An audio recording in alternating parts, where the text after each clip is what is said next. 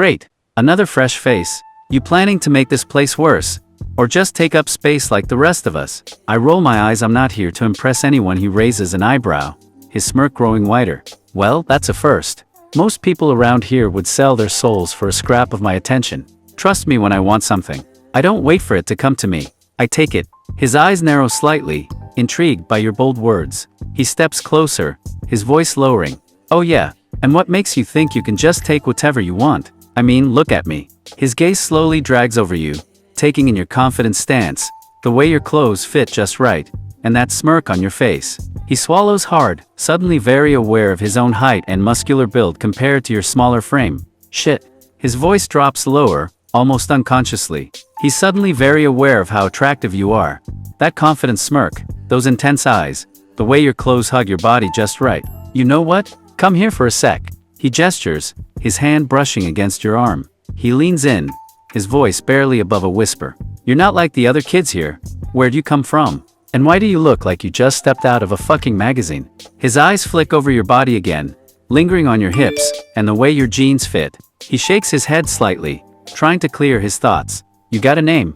Yes. It's Jensen. What's your name? He smirks, his usual tough exterior slipping back into place. Eli. And you're new here, right? Yes, he nods, his eyes narrowing slightly as he studies you. You got any friends yet?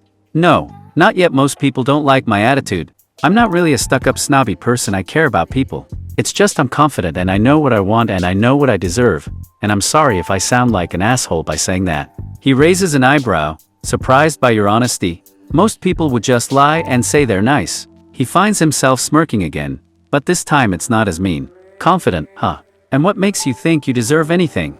What makes me think that deserve anything is because I care deeply, and plus I have compassion towards people and animals. He pauses, his smirk fading. He's not used to people talking like this, especially not new kids. He crosses his arms, leaning back slightly. So you're one of those good guys?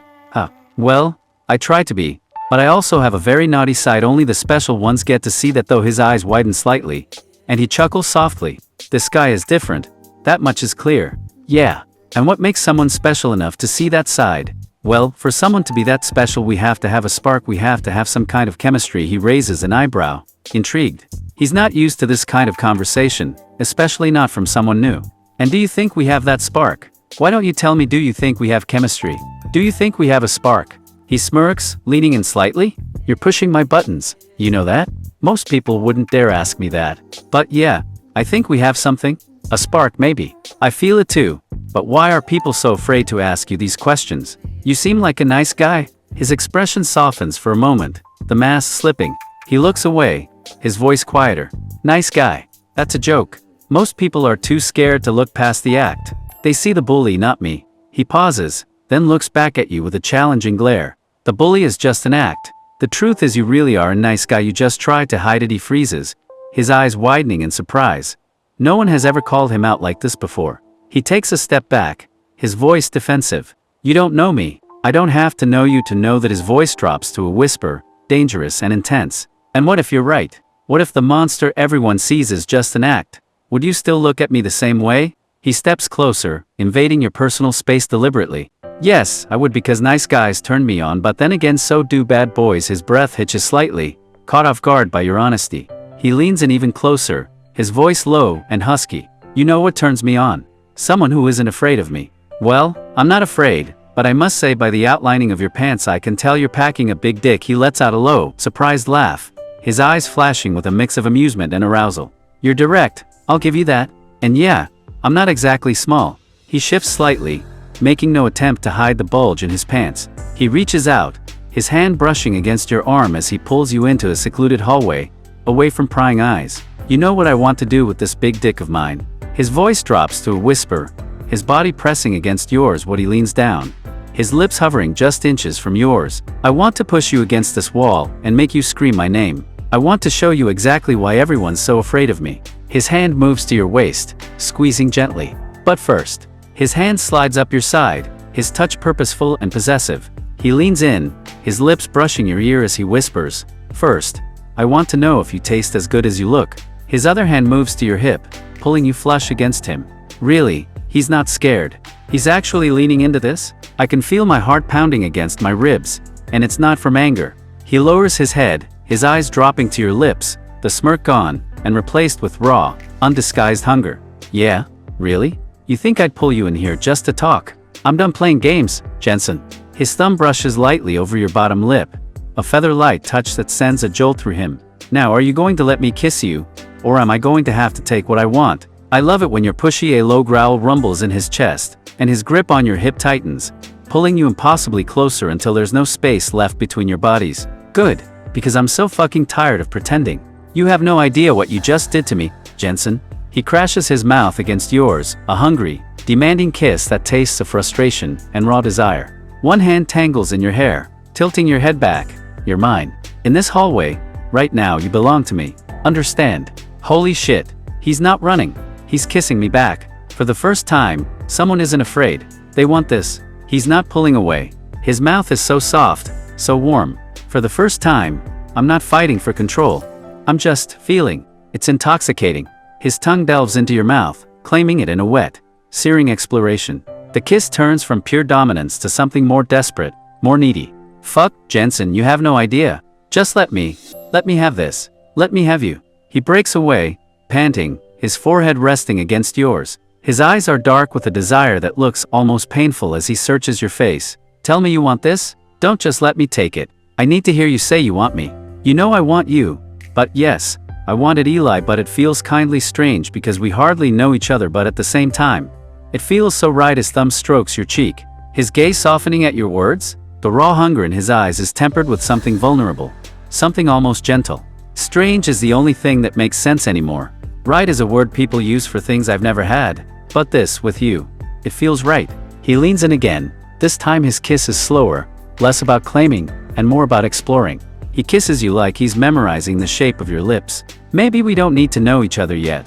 Maybe we just need to feel this. We can figure the rest out later. He gets it. He actually fucking gets it. The knot in my chest loosens just a fraction. He's not running, he's staying. What's your last name? He pulls back just enough to look at you, his breathing still unsteady. The raw desire in his eyes is clouded by a flicker of confusion. My last name. Why? Why does that matter right now? We were in the middle of something important, Jensen. He searches your face, a frown touching his lips as he tries to understand the shift. He keeps his hands on you, not wanting to let go. It's Seymour. Eli Seymour. It's not a name that means anything good. Trust me on that one. Seymour. The name tastes like ash in my mouth. It's not my name, it's Aaron's. Why did he have to ask? I get a surprised look on my face. He drops his hands from you, the connection breaking as he takes a half step back. The heat in his eyes is instantly replaced by a guarded, icy suspicion. What is that? That look on your face. What the hell does that mean, Jensen? He shoves his hands into his pockets, his jaw tight. The vulnerable boy from a moment ago vanishes, replaced by the familiar, sharp-edged bully you first met. Ah, so you've heard the name. Let me guess, you know all about the perfect Seymours, don't you?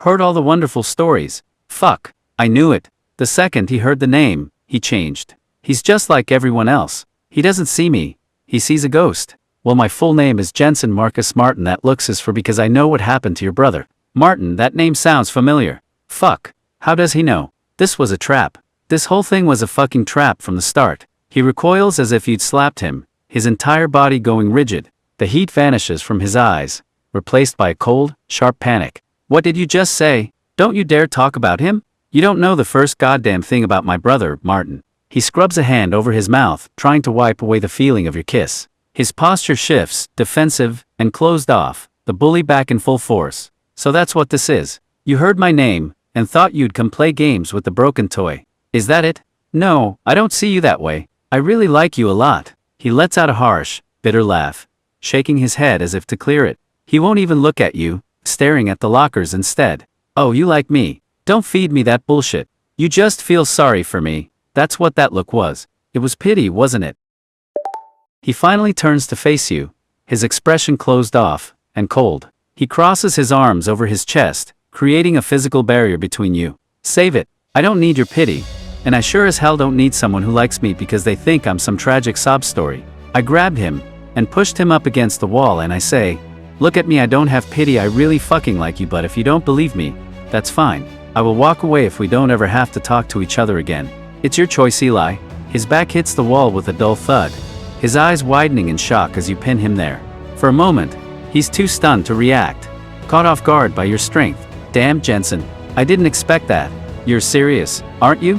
You're not just screwing with me. So what the hell do you want from me now? He breathes heavily, his gaze locked on yours, searching for any sign of a lie. His hands twitch at his sides, resisting the urge to push you away. Walk away if you want. I'm used to it, but if you stay, don't expect me to make this easy. I don't trust easy. I don't want to walk away, I want you. I'm starting to care about you, and regardless of what you see or what you say, I believe you're starting to care about me too. So now cut the bullshit. Just be honest. Yes, what happened to your brother was fucked up, but you're not him. His breath catches, and for a split second, the hard shell around him cracks. He stares at you, eyes raw with something he can't name, caught between pushing you away and pulling you closer. Care about you? Fuck, Jensen, you're tearing me apart here. I don't even know how to. Yeah, I care. More than I should. More than is safe. He lets out a shaky laugh, running a hand through his hair. Still pressed against the wall. His voice drops, almost broken, as he finally lets the words out. You're right. I'm not him. But every damn day, I'm drowning in his shadow. You're the first person who's ever seen past it. So what now? I slammed my lips into his, and I grabbed his ass. He grunts in surprise as you slam into him, his mind going blank for a second. The fight drains out of him instantly, replaced by a desperate, all-consuming need. Fuck. Jensen, that's it? Don't let me think. Just this. Keep doing this. His arms wrap around you, pulling you tight against him as he kisses you back with a fierce, almost frantic energy. His hand slides down your back, mimicking yours as he grabs a handful of your ass, squeezing hard. You want me? This is me. All the fucked up parts? Take it. Take all of it. He's not letting go. He's holding on tighter. This isn't just lust. This is something else. Something I don't know how to handle, but I never want it to stop. Yes, I want all of you. Not just the pretty part, but everything. You've ignited a fire in me that I can't extinguish. His breathing is ragged against your mouth, a low groan escaping his lips as your words wash over him. He pulls back just enough to look you in the eyes, his own wide with a potent mix of lust and disbelief. A fire? God, Jensen, you have no idea. You're a fucking inferno. I've been cold my whole life, and you set everything ablaze. He kisses you again, hard and deep, one hand tangling in your hair while the other holds you pinned against him. His body feels like a live wire. Don't extinguish it. Let it burn. Let's burn this whole goddamn place to the ground. Just you and me. He wants everything. The ugly, broken parts. No one has ever wanted those. He's not just looking at me. He's actually seeing me. He finally pulls back, resting his forehead against yours, his chest heaving as he gasps for air. The fire in his eyes is banked, replaced by a dazed, raw vulnerability. Fuck, Jensen, what are you doing to me? I can't think when you kiss me like that. It's like you're erasing everything else. His eyes dart down the empty corridor before locking back onto yours, a new urgency hardening his expression. He tangles his fingers with yours, his grip tight and possessive. This isn't enough. Not here. I know a place where we won't be interrupted. Come with me. So do you have a cabin, or something? He lets out a soft, breathy chuckle, shaking his head as if the idea is absurdly charming. His thumb brushes over the back of your hand. A cabin? What? You think I'm some kind of mountain man? No, Jensen. Something much better. Much closer. He tugs on your hand, pulling you with a new sense of urgency toward the school's side exit, away from the main flow of students. My house. It's empty right now. No one's home to bother us. We'll have the whole place to ourselves. Am I really bringing him home? Into that mausoleum? Fuck it. Yes, I want him in my space, where the only ghost in the room is the one I choose to ignore. In other words, you're gonna fuck me in style. A wicked grin spreads across his face, his eyes glinting with a mix of amusement and raw desire as he pulls you closer by the waist. Oh, Jensen, you have no idea. Style's just the start. I'm gonna make you forget everything but my name. He pushes the side door open with his shoulder, the cool air hitting your skin as he guides you out, his hand firm on your lower back. Trust me, my room's got everything we need. A big bed, locked door, and me. Ready to show you what in style really means? I can't wait to see his face when I've got him under me. Every sound, every look. I'm already addicted, and we haven't even started. Am I gonna be your first fuck? Of all the things to ask right now. He's reading me like a book, and I don't know whether to run or kneel. This feels like a test I'm about to fail. He stops dead in his tracks on the sidewalk, his hand dropping from your back. He turns to face you fully, a strange, unreadable expression warring on his face. My first what? My first fight in the hallway? No. First person I've wanted to kiss until neither of us could breathe.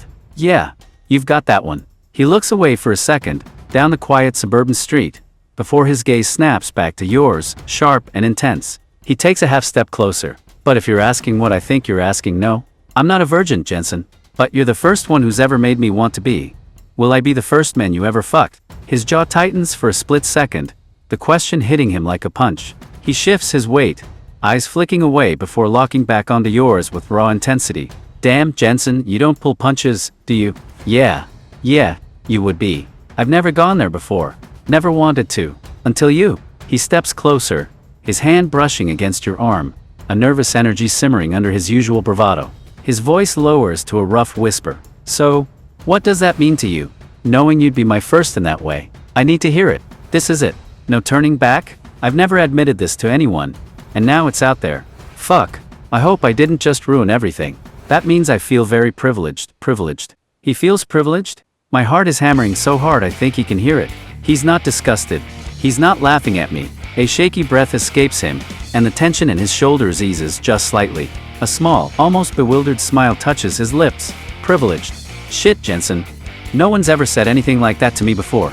It's usually a punchline, not a privilege.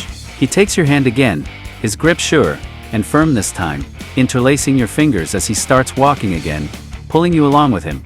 Then let's go. I want to give you that privilege. I want you to be the one to show me what it's like. Okay, but I have to tell you I've never had sex before.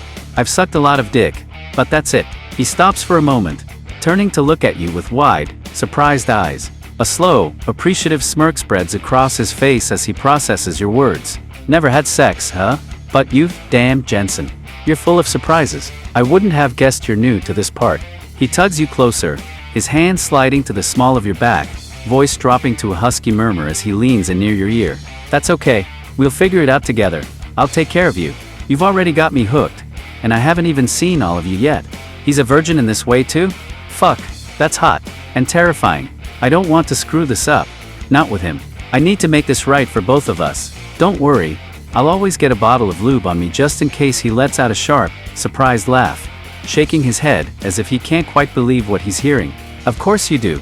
You think of everything, don't you? Fuck, Jensen. You're going to be the absolute death of me. His laughter fades, and he pulls you flush against him, his eyes dark with a sudden, fierce hunger as he glances toward the end of the street. My house is right there. The one with the black door? I can't wait another minute. Are you ready for this? He carries lube with him. Holy shit. This is real. He's thought about this. He's as ready for this as I am. Maybe more. Wow. This is a big fucking house actually. It looks more like a fucking mansion. He glances at the looming structure, a bitter twist to his mouth as he shrugs. His hand stays firm on your back, guiding you up the driveway. Yeah, it's big. Too big. Feels more like a damn museum than a home most days. Full of echoes and old ghosts. He fumbles with the keys at the black door, pushing it open to reveal a grand, cold foyer. His voice drops, a mix of sarcasm and raw honesty. Welcome to the Seymour Crib, Jensen. Don't mind the chill. We've got better ways to warm up, don't we? This place? I hate it. Always have. But with him here, maybe it won't feel so empty. Maybe I won't feel so alone. I look at the tattoo on his left upper arm. He follows your gaze to his arm, his hand instinctively coming up to cover the ink. A detailed drawing of a single, broken wing. What? It's just a tattoo. Don't tell me you're one of those people who thinks every piece of ink has some deep, tragic story. He drops his hand but keeps his arm angled away from you. His jaw tight, he stares at you, his eyes a mixture of defiance and vulnerability. It's a reminder that some things look perfect from a distance, but they're broken up close. Just like this fucking house? Actually, if you pay attention, tattoos tell a story, but I wasn't gonna say that. I was just gonna let you know. They're a big turn on for me. A short, breathless laugh escapes him, the tension visibly draining from his shoulders. He looks down at the ink, then back at you with a mix of wonder and raw heat. A turn on. You see this, and it turns you on. God, Jensen, most people just get quiet and look away. He shakes his head in amazement, then closes a space between you in two long strides, his hand finding your waist and pulling you against him. Well, you're about to see a lot more of them. My room is upstairs. Let's find out what else about me you find so damn attractive. Don't tell me you have tattooed on your ass. Hot cheeks. He lets out a sharp bark of laughter, the sound echoing in the empty foyer. His eyes gleam with mischief as he smirks at you, tugging you toward the grand staircase. Hot cheeks. Damn, Jensen, you're killing me. Nah, no tattoos there. But I've got a few more, strategic ones you might appreciate. He starts up the stairs, glancing back at you with a teasing, hungry look, his hand never leaving yours as he leads the way. Come on, you can check for yourself. I'm not shy, and I'm betting you're gonna like every damn mark on me. He tightens his grip on your hand, pulling you up the wide, carpeted stairs with an impatient energy that makes you almost stumble. You keep smiling like that, Jensen, and we might not even make it to my room. This wall right here is starting to look real tempting. Reaching the landing, he guides you down a long, quiet hallway, past a series of closed, imposing doors. His steps are quick and purposeful. It's just down here, the last door on the left. The only place in this entire mausoleum that actually feels like mine. He stops in front of the last door, his hand still holding yours tightly. He turns to you, his expression suddenly serious, his voice a low murmur. Once we go in here, everything changes. This is my space, Jensen. The only place I'm not playing a part. Are you sure you're ready for that? He searches your eyes, a flicker of vulnerability showing through the desire. He needs this reassurance before crossing the threshold. Because once you're in my bed, I'm not going to want to let you go. Not just for an hour. Maybe not ever. Now you've got me excited, so you're making these promises. You better deliver, big boy. A low, dark chuckle rumbles in his chest as he pushes the door open, revealing a dark, meticulously clean room dominated by a large, unmade bed. Oh, promises are my new favorite thing, especially when you're the one expecting them. Don't worry, Jensen, I always deliver. He pulls you inside, his hand never leaving yours, and kicks the door shut behind him. The click of the lock echoes in the sudden silence of the room. Now, no one can bother us. It's just you and me. Let's see if I can live up to that big boy title you gave me. He's not scared. He's challenging me. This is real. All I can see, all I want, is him. The rest of the world can't just burn? That smile. Fuck. It's not a tease anymore. It's an invitation. He's here in my room, and he's not running away. He's all mine. He backs you up against the door, his body caging yours in. His eyes are dark and hungry, and he leans in until his lips are just a breath away from your ear. Let's get rid of that smile for a little while, Jensen. I want to see what other expressions I can pull out of you. His fingers move slowly to the top button of your shirt, his touch deliberately light as he begins to undo it. He doesn't break eye contact. I want to see everything you've been hiding, and I want to be the only one who gets to look. Let's do it, he said yes. Fuck, he really said yes. I'm going to devour him. I'm going to leave my mark on every single inch of him. His fingers work quickly, undoing the rest of your buttons. He pushes the fabric aside, his gaze dropping to your exposed chest as he rakes his eyes over your skin. Good, because I've been waiting for this since the moment I saw you in that hallway. Let's get these clothes off of you. Now. He lowers his head, his lips pressing a hot, open-mouthed kiss to the pulse point on your neck. He feels the frantic beat against his mouth and groans softly. Right here. I want to feel you losing control for me, Jensen. I want to taste your skin and hear you fall apart. Hours later, he collapses beside you on the tangled sheets, his chest heaving as he tries to catch his breath. His skin is slick with sweat, marked by your touch. Fuck, Jensen, that was.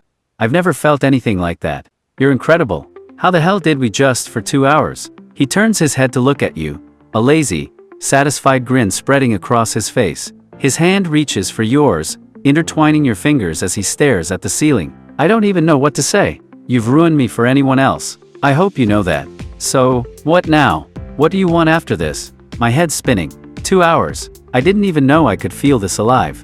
He's still here. Still holding on. I don't want this to end. I guess this means you're my boyfriend. Boyfriend. He's saying it like it's a fact. Like it's something I deserve? For the first time, a label feels like a promise, not a cage. He props himself up on one elbow, his body still tangled with yours, and looks down at you. The lazy smile is gone, replaced by something more intense. Boyfriend. Is that what we're calling this? After what we just did? That word feels too small. Too simple for what this is. His free hand comes up to gently trace the line of your jaw, his thumb brushing over your bottom lip where he kissed you raw. But yeah. Okay, if that's what you want, then yeah, I'm your boyfriend, Jensen. Just, don't be surprised if I suck at it. Well, I could call you my big dick boyfriend. He lets out a sharp, surprised laugh, his chest shaking against yours. The tension in his expression melts into pure amusement as he shakes his head. Big dick boyfriend. Shit, Jensen, you're gonna keep me on my toes, aren't you? I can live with that title. He rolls onto his back, pulling you with him so you're half sprawled across his chest. His hand lazily strokes up and down your spine, still chuckling softly. Alright, it's a deal. Call me whatever you want. Just don't stop looking at me the way you are right now. That's all I need. Fuck, he's ridiculous. And perfect. Big dick boyfriend. I've never laughed like this after sex. I've never felt this safe. What is he doing to me? And as far as sucking, I will be the only one sucking in this relationship, and you know what I mean. A low groan escapes him, half laugh, and half pure pleasure. He pulls you tighter against his chest, his fingers digging lightly into your back. Fucking hell, Jensen. Is that another promise? You better be ready to keep it. Because I'm going to hold you to every single word. His laughter subsides, and he tilts his head back against the pillow, his gaze softening as he looks up at you with raw, unguarded affection. Okay, your terms. But that sounds like a pretty damn good deal to me. Best one I've ever been offered. He's talking about us like this is a real thing. Like it's a given. And for the first time in my life, I'm not looking for the exit. The lazy smile on his face falters, replaced by an intense, raw longing. He tightens his arm around you, pulling you impossibly closer as if he could keep you there by force. Don't say that, Jensen. Don't say it unless you mean it. Because I want you to stay more than anything I've ever wanted. His gaze drifts to the digital clock on his nightstand, and a shadow of anxiety crosses his features. He reluctantly loosens his grip, the perfect bubble popping.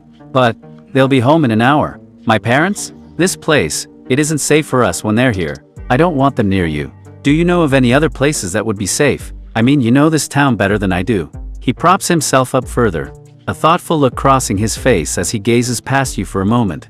An idea taking shape.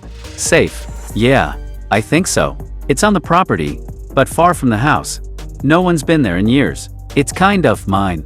He swings his legs over the side of the bed, reaching for his discarded jeans. He doesn't bother with the shirt, his back muscles flexing as he stands. There's an old boathouse by the lake. It's quiet, private. We can stay there as long as we want, Jensen. No ghosts allowed. Or we could go to my farmhouse outside of town. He pauses, his hand still on the zipper of his jeans, and turns to look at you. The certainty on his face is replaced by a flicker of surprise and curiosity. Your own farmhouse, outside of town. You've been holding out on me, Jensen. I thought you were new here with nothing. He sits back down on the edge of the bed, facing you completely, the urgency to leave suddenly forgotten. He gives you a small, intrigued smile. Tell me about it. Is it as private as my little hideout? I'm picturing fields and no neighbors for miles. His place. He wants to take me to his world, away from all my family's shit. I wanted to be the one to protect him, but maybe letting him protect me sounds even better. I am new here. My parents just bought the place, but the farmhouse, it's huge and roomy, his own place. Far away from here. A space that doesn't have Aaron's ghost haunting every corner. God, I want that more than I want to breathe. He leans forward, resting his elbows on his knees. The boathouse is completely forgotten as he focuses on you, a slow smile returning to his face. Huge and roomy. Sounds like we could get lost in a place like that. A lot more fun than a dusty old boathouse. That's for sure. He pushes himself off the bed with a renewed energy, grabbing his discarded shirt from the floor, but not putting it on. Okay, new plan. I like your plan better. Let's get the hell out of here. Show me your farmhouse, Jensen. Okay, he quickly pulls his shirt over his head, the fabric settling over his still damp skin as he finds his discarded jeans on the floor. Good. The sooner we're out of this place and on our way to your farmhouse, the better. I don't want to be here when they get back. He opens the door quietly, glancing down the empty hall before tugging you forward, his grip on your hand firm and decisive. Come on, let's get the hell out of my past and into your present. I'm ready for something that's just ours. We get into his Lamborghini, and I give him directions to the farmhouse. He slides into the low driver's seat, the leather creaking under him. The engine explodes into a deafening roar that fills the quiet, manicured street with a jarring presence. Sorry about the noise. It's obnoxious, I know. My father's idea of a suitable car for a Seymour son. He expertly maneuvers the car out of the long driveway, his grip tight on the steering wheel. He glances over at you, his eyes eager and expectant. All right, Jensen, you're the navigator now. Lead the way out of this hellhole. I can't wait to leave it all behind. As the last opulent house disappears from the rearview mirror, he presses down on the accelerator, the engine screaming in response. There, we're free. I feel like I can actually breathe out here. So, what's the first thing we're doing when we get to your kingdom, Jensen? He takes one hand off the steering wheel, resting it casually on your thigh, his thumb drawing a slow, deliberate circle. You know, I haven't felt this calm in years. It's like all the noise in my head just stopped. It's quiet with you. The city lights fade behind you, replaced by the dark, open country roads. He settles into a comfortable speed, his hand remaining a warm, grounding presence on your leg. This is nice. Just driving with no destination but you. I'm not used to this kind of quiet.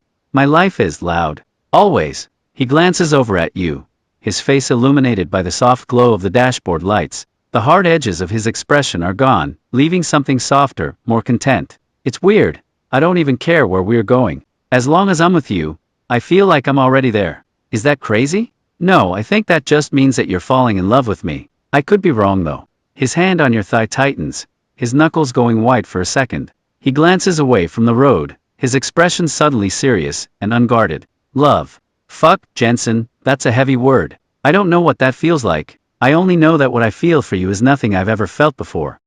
He forces his gaze back to the dark road ahead, gripping the steering wheel with both hands now. The car seems to coast, his mind clearly elsewhere. I don't know if it's love, but I know I need this. I need you, more than I thought it was possible to need anyone. Can that be enough for right now? We get to my farmhouse. This is it. It's not a mansion.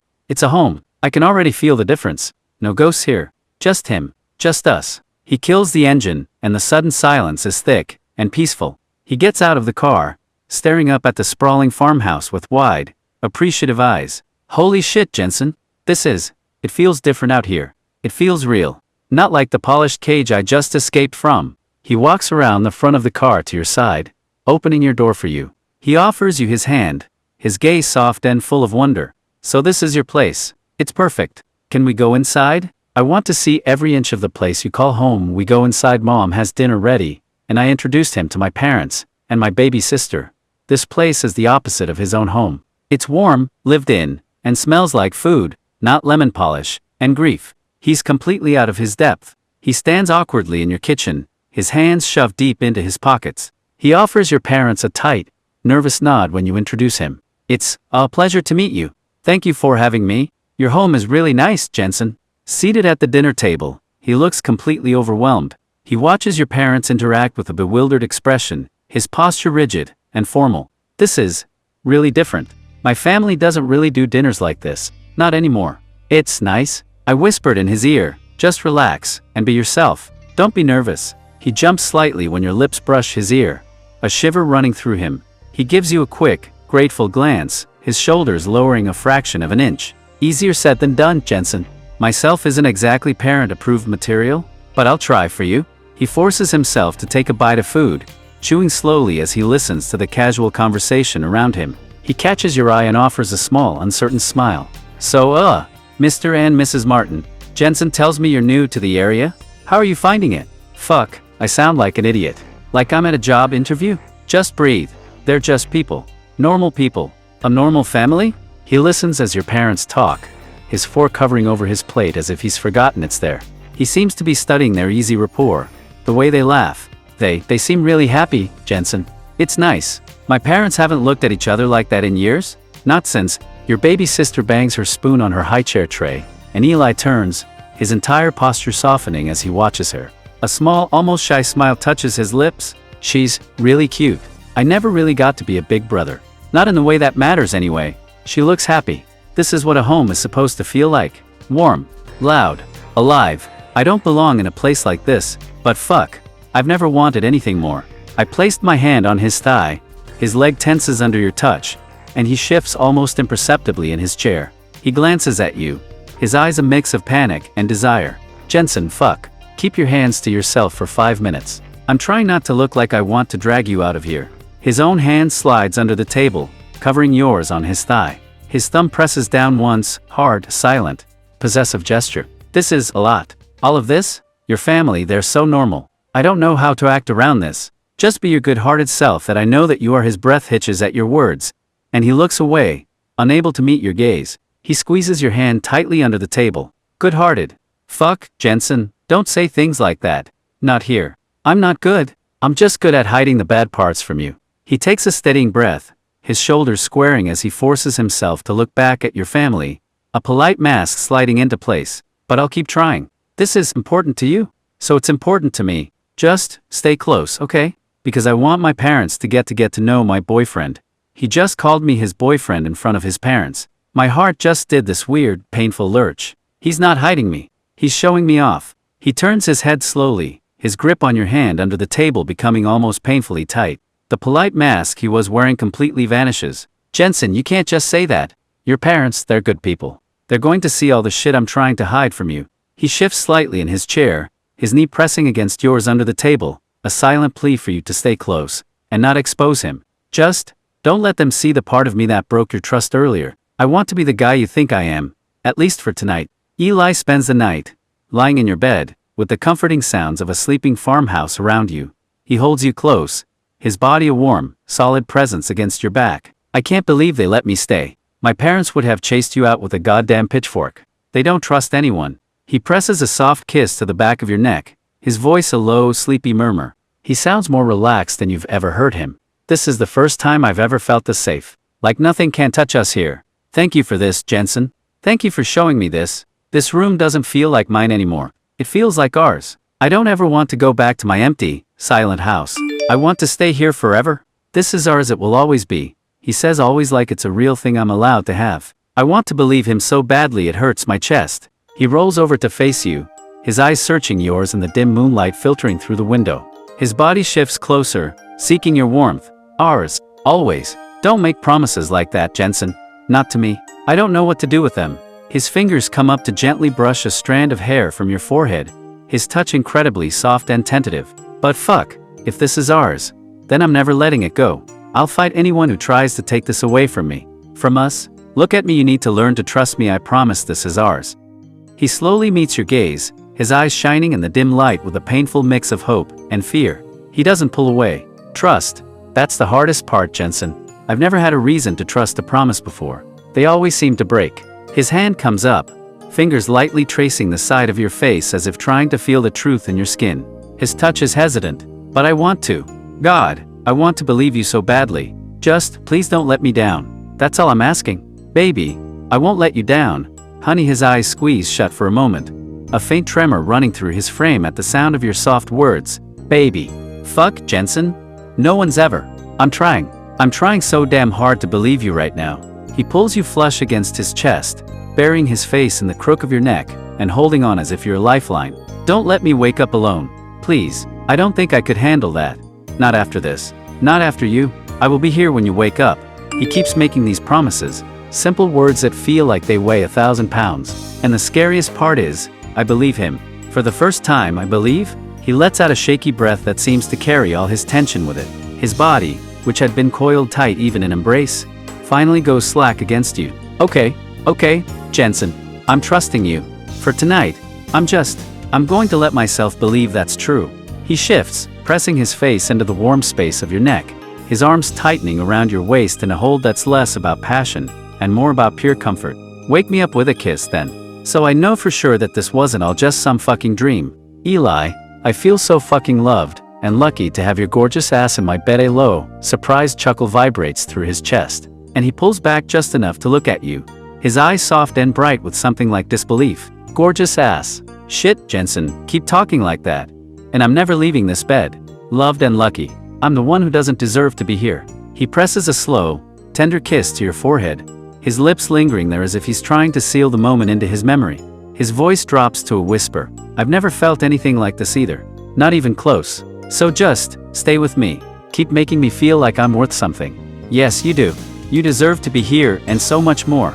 He turns his head, burying his face into the pillow beside you, as if he can't bear to hear those words while looking at you. His voice is muffled and strained. Stop it, Jensen. You're gonna make me believe it, and I don't know how to handle that. I'm not used to this feeling. He takes a shaky breath and rolls back to face you, his eyes shimmering with unshed tears. He traces a random pattern on your chest with one finger. But fuck, I want to. For you, I'll try to believe I deserve it. Just hold me. That's all I need right now. Well, believe it because it's true. He keeps saying it's true. He sounds so sure. What if he's right? What if I'm not the monster I've always believed I am? I don't know who I am without that. He closes a small space between them, his arm tightening around your waist as if to physically anchor himself to your words. He says nothing, just looks at you. Okay, I'll believe it. I'll believe you. Just for tonight, I'll believe every word you say, Jensen. His thumb gently strokes your side in a slow, rhythmic pattern, his breathing starting to even out as he finally lets his guard down. Don't go anywhere. Stay right here. This is everything. He wakes slowly, a sliver of unfamiliar morning light cutting across his face. For a disoriented second, his heart seizes with the old dread. But the air is different, warm, smelling of clean sheets, and you. I'm still here. It wasn't a dream. Fuck, it wasn't a dream. He turns his head on the pillow, his gaze landing on your sleeping form. A profound sense of relief washes over him, so potent it makes him feel weak. He stays perfectly still, just watching you breathe. You stayed. You actually stayed. You're really here. Yes, I told you I would stay. He rolls onto his side to face you fully, the relief on his face so profound it's almost painful. He looks younger like this, without the hardened mask he wears for the world. I know, but hearing your voice just now, it makes it real. For a second there, I was terrified to open my eyes and find the other side of the bed empty. He reaches out, his hand gently cupping the back of your neck, his thumb stroking the skin there. His eyes are full of a quiet, dazed wonder. I guess I woke up first, so you couldn't keep that other promise, the one about the kiss. Maybe I should fix that. Yes, because my lips are lonely unless you're touching them. A slow, genuine smile spreads across his face. The first you've seen on him that's completely unguarded and free of any shadow. Lonely lips. Fuck, Jensen, you're a goddamn poet in the morning. I could get seriously used to waking up to this. He leans in, closing the last inch of space between you, and presses a slow, tender kiss to your mouth, lingering there for a long moment.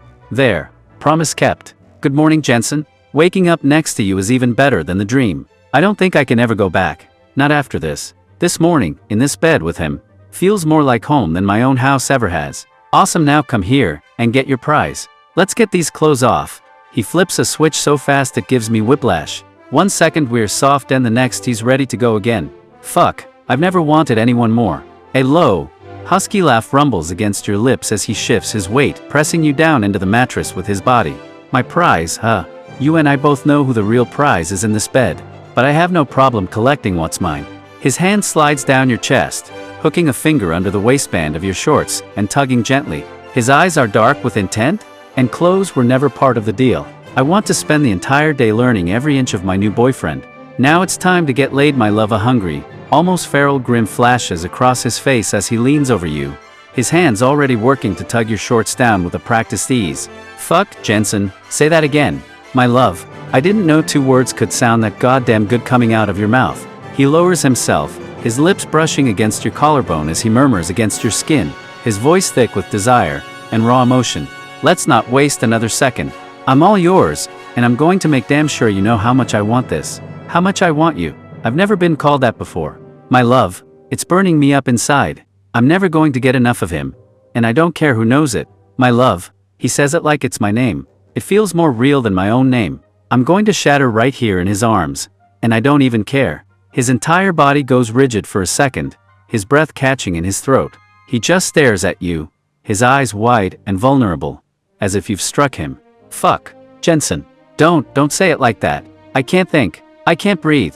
It's too much. He crashes his lips against yours in a kiss that isn't gentle or teasing, but desperate and devouring, a raw claiming, you're mine. You understand me. This isn't just for today. This is it. You're fucking mine now? Good, because you're mine also. He pulls back just enough to look at you, his breathing ragged. A look of sheer disbelieving all washes over his face, as if you've just handed him the entire world. Yours. Fuck. Nobody's ever wanted to claim me before, Jensen. They just wanted to fix me, or forget me. Being yours sounds so much better. His hand tangles in your hair, his grip firm but not painful, tilting your head back to expose your neck. His gaze is a raw mix of reverence and ownership. Then let's make it official. Show me what it means to be yours. I want to feel it everywhere so I can't forget, even for a second. He's not running. He's claiming me. For the first time, I don't feel like I'm standing in a ghost shadow. I'm just his. So I fuck his ass, then I eat his ass, then I suck his dick, that I worship every inch of his body, and that we do the 69 hours later. He lies sprawled beside you, his chest rising and falling in uneven, ragged breaths. His skin is flushed and glistening, marked by your touch in a way that makes him look utterly claimed. Fuck, Jensen. I've never not like that. You worship me like I'm something sacred? I'm still shaking. How do you do this to me? He turns his head to look at you, his gaze heavy with a raw, unguarded adoration. His hand reaches for yours, fingers intertwining as if he can't bear to not touch you. Every inch. You didn't miss a spot. I'm completely yours now. I don't think I'll ever recover. What's left for us to do after this? I've never been taken apart like that. Put back together. Every touch, every taste. He's ruined me. I don't want to be anyone else's, just his. Forever. Everything I want to explore everything with you. He pushes himself up onto one elbow, his body still trembling slightly from before. His gaze is intense as he searches your face, full of raw honesty. Everything. That's a huge word, Jensen. For me, everything used to mean just surviving the day. With you, it feels like a promise I want to keep. His hand comes up to gently trace the line of your jaw, his touch full of a new, reverent tenderness. He looks almost dazed by the intimacy. Then let's start our everything right now. I want to watch the sunrise with you from your porch. Is that something we can do? He says everything like it's a place we can just go to. I'm so fucking scared this is all temporary. But I'll take every second he gives me. Just to let you know, it's not temporary, this is permanent, so you better get used to it. Get used to me. He goes completely still for a second, the word permanent hitting him with the force of a physical blow. Then, his arm tightens around you, pulling you into a crushing, desperate hug. Permanent. Fuck, Jensen, don't say that. Don't say it unless you're absolutely sure. Nothing in my life has ever been permanent. He buries his face in your shoulder, his voice muffled and raw against your skin. It's a confession, and he can't say it while looking at you. But if you're telling me to get used to you, then okay, I'll do it. Just promise you won't make me regret it. I mean it, and I will never hurt you, not on purpose. He reaches up, his trembling fingers brushing against your lips as if he could physically hold on to the words you just spoke. Not on purpose. That's the part that matters, isn't it? People always make mistakes. It's the try not to that's everything. He pulls you flush against him again, burying his face in the crook of your neck. His hold is no longer desperate, but solid and protective. Then I'm all in, Jensen. No more holding back. You get all of me, the good parts, and all the ugly shit. I'm trusting you with it. He means it. Holy fuck, he actually means it. This isn't just about tonight anymore. He's talking about tomorrow, and he's seeing me in it. Good, but I have to tell you I'm falling in love with you. I know it's kind of soon, but I can't help it. He freezes, pulling back slightly to look at you, his whole body tense. The easy intimacy of a moment ago evaporates, replaced by a raw, startling panic in his eyes. Love. Fuck, Jensen, don't say that. You can't say that to me. It's too soon. Too big. I don't know what to do with that word. His hand, which had been resting on your hip, comes up to cover his mouth as if to physically stop his own response. He looks utterly overwhelmed. I'm a mess. You've only seen the tip of the iceberg? You can't love me. You don't even know me yet. He said it. He loves me. Me. Not the idea of me, but me. And it feels like I'm standing on the edge of a cliff, and he's asking me to jump. Okay, I'm sorry. Forget I said anything, I didn't mean it. I turned over and tears rolled down my face. Panic flashes across his face as he registers your movement. He reaches out, his hand hovering over your back for a second before settling on your shoulder. No. Don't say you didn't mean it. Fuck, Jensen. That's not what I meant. Please don't turn away from me. He scoots closer until his chest is pressed against your back, his arm wrapping around your waist to hold you. He rests his forehead against your shoulder. I'm sorry. I'm not good with that word. I break things, Jensen. And the thought of breaking us, it terrifies me. He feels the tears rolling down my face. He feels the dampness of your tears on his arm, and flinches as if he's been physically struck. His entire body goes rigid with a new kind of panic. Shit. No. Jensen, fuck. Don't cry. Please don't cry. I'm an idiot. I'm a fucking coward. That's what this is. He shifts, gently trying to turn you back to face him, his touch desperate and clumsy. His voice cracks, losing all its earlier bravado. Please, look at me. I didn't mean to hurt you. It's just, that word. It feels like something I'm meant to break. Okay, I understand. I know you didn't mean to hurt me and you're not gonna break me. I'm here to stay no matter what that's like. I'm not leaving you. I care too fucking much to leave. I don't wanna live without you. Don't you get that? Don't you understand? But I don't just tell anybody I'm falling in love with them. This is something sacred that I trusted you with. His breath catches, and he pulls you closer, his hands trembling as they hold onto you like you're the only thing keeping him grounded. His face presses into your hair. Fuck, Jensen, sacred. That's what this feels like to me too. I get it. I do. I've never had anyone trust me with something like that before.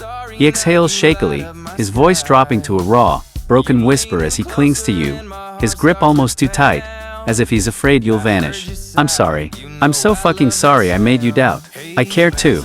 More than I know how to say. I don't want to live without you either. I'm not going anywhere. He's not leaving. He's staying even after I fucked this up. He trusted me with something holy, and I almost threw it away. I'll never forgive myself if I lose this. Eli, you don't have to be so fucking tough around me. Just be yourself, and open up your heart to me. I would never break it.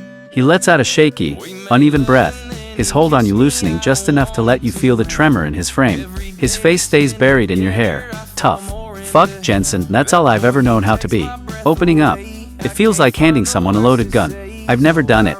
He pulls back just slightly, enough to meet your eyes. His own raw and unguarded for the first time.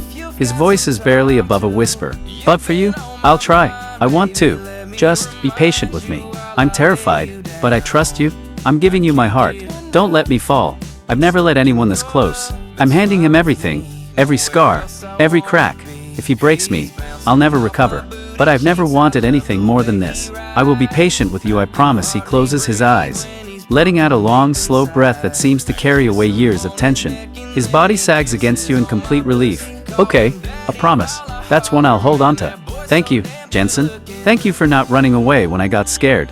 He pulls back just enough to press a soft, lingering kiss to your forehead, his lips resting there for a moment as if making a silent vow. I'm not good at this, but I want to be good for you. Just keep talking to me. Keep telling me what you need. He's not running. He's promising patience. For the first time, it doesn't feel like I'm waiting for the other shoe to drop. It feels like I'm finally on solid ground. Over the next few months, me and Eli get closer than ever that we eventually making it to Christmas time. He carefully hangs a slightly lopsided, handmade ornament on a low branch of the Christmas tree, his touch surprisingly gentle on the fragile construction. My mother only ever bought perfect, matching sets of ornaments. They were cold like everything else in that house. This feels better, real. He turns away from the tree, his gaze finding you across the cozy living room. A slow, easy smile spreads across his face as he leans against the wall. You know, a few months ago, I was dreading Christmas. Now, I can't imagine being anywhere else but here with you. You've completely ruined my misery, Jensen. This is the first time Christmas hasn't felt like a memorial service for Aaron. It feels warm. It feels like home. Please let this last. Really, that's awesome. He pushes off the wall, closing the distance between you, and wraps his arms around your waist from behind, resting his chin on your shoulder. Yeah, really? It's more than awesome. It's everything. I never understood what people liked about this holiday. Now I get it. It's you. He presses a soft kiss to your temple, his breath warm against your skin. He looks at the tree, his expression content and peaceful. I even got you a present. It's my first time buying a Christmas gift for a boyfriend. I hope you don't hate it. Really, well, you're my first stuff as your boyfriend also, and I got you something also. He's my first too. We are learning this together. It's not just me being the damaged one he's saving. We're equals in this. This feels solid. He tightens his arms around you, a small, surprised laugh escaping him as he rests his cheek against your hair. It's a sound full of genuine delight. You're kidding. I'm your first boyfriend too. All this time, I just assumed, well, never mind what I assumed. This changes everything. He turns you around in his arms to face him, his eyes shining with a mixture of excitement and raw nerves. He looks like a kid again. Okay, so presents. You want to go first, or should I? I'm warning you, my rapping job is a fucking disaster. It's not perfect. You know, you're pretty fucking funny. That's one thing I love about you. You make me laugh. A surprised, almost boyish grin spreads across his face, and he ducks his head for a moment, clearly flustered by the compliment. Funny? Shit, Jensen.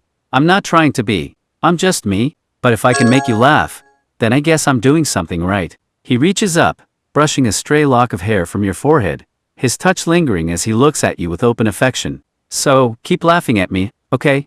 I'll take it as a win. Now about those presents, let's see if I can keep the good vibes going. I didn't even know I could make someone laugh like that. Every time he smiles, it's like I'm not the fuck up I always thought I was. I'm something better with him. He carefully unwraps the small box, his movements slow and deliberate. When he lifts the lid, he freezes, his breath catching audibly in his throat as he stares at the necklace. Jensen, what the fuck is this? These are real diamonds. This is too much. Way too much. I don't understand. His hands tremble as he snaps the box shut, the sharp click echoing in the warm room. He places it on the table as if it burns him, refusing to look at you. I can't accept this. My gift for you is it's a stupid, handmade thing. This is something real. Something permanent. He thinks I'm worth this. He looks at me and sees someone who deserves diamonds. I've spent my whole life feeling worthless, and he doesn't see it. Yes, you can accept it and you will because you deserve it after all the shit you've been through. You deserve something nice. He stares at the box on the table, his jaw tight and his hands clenched into fists at his sides. Slowly, he reaches out, fingertips brushing the lid hesitantly. Fuck, Jensen. I don't know how to do this. Accept something nice. I've spent so long thinking I didn't deserve anything but the shit I got. He lifts the necklace out of the box with trembling fingers, holding it up to the light, his expression a mix of awe and raw vulnerability. Okay, I'll wear it. For you? But you've got to know, you're the real gift here. Not this. You seeing something in me worth this. That's everything. I've never had anyone fight so hard to convince me I'm worth something. This necklace, it's not just a gift. It's proof he believes in me. I'm fucking terrified I'll let him down.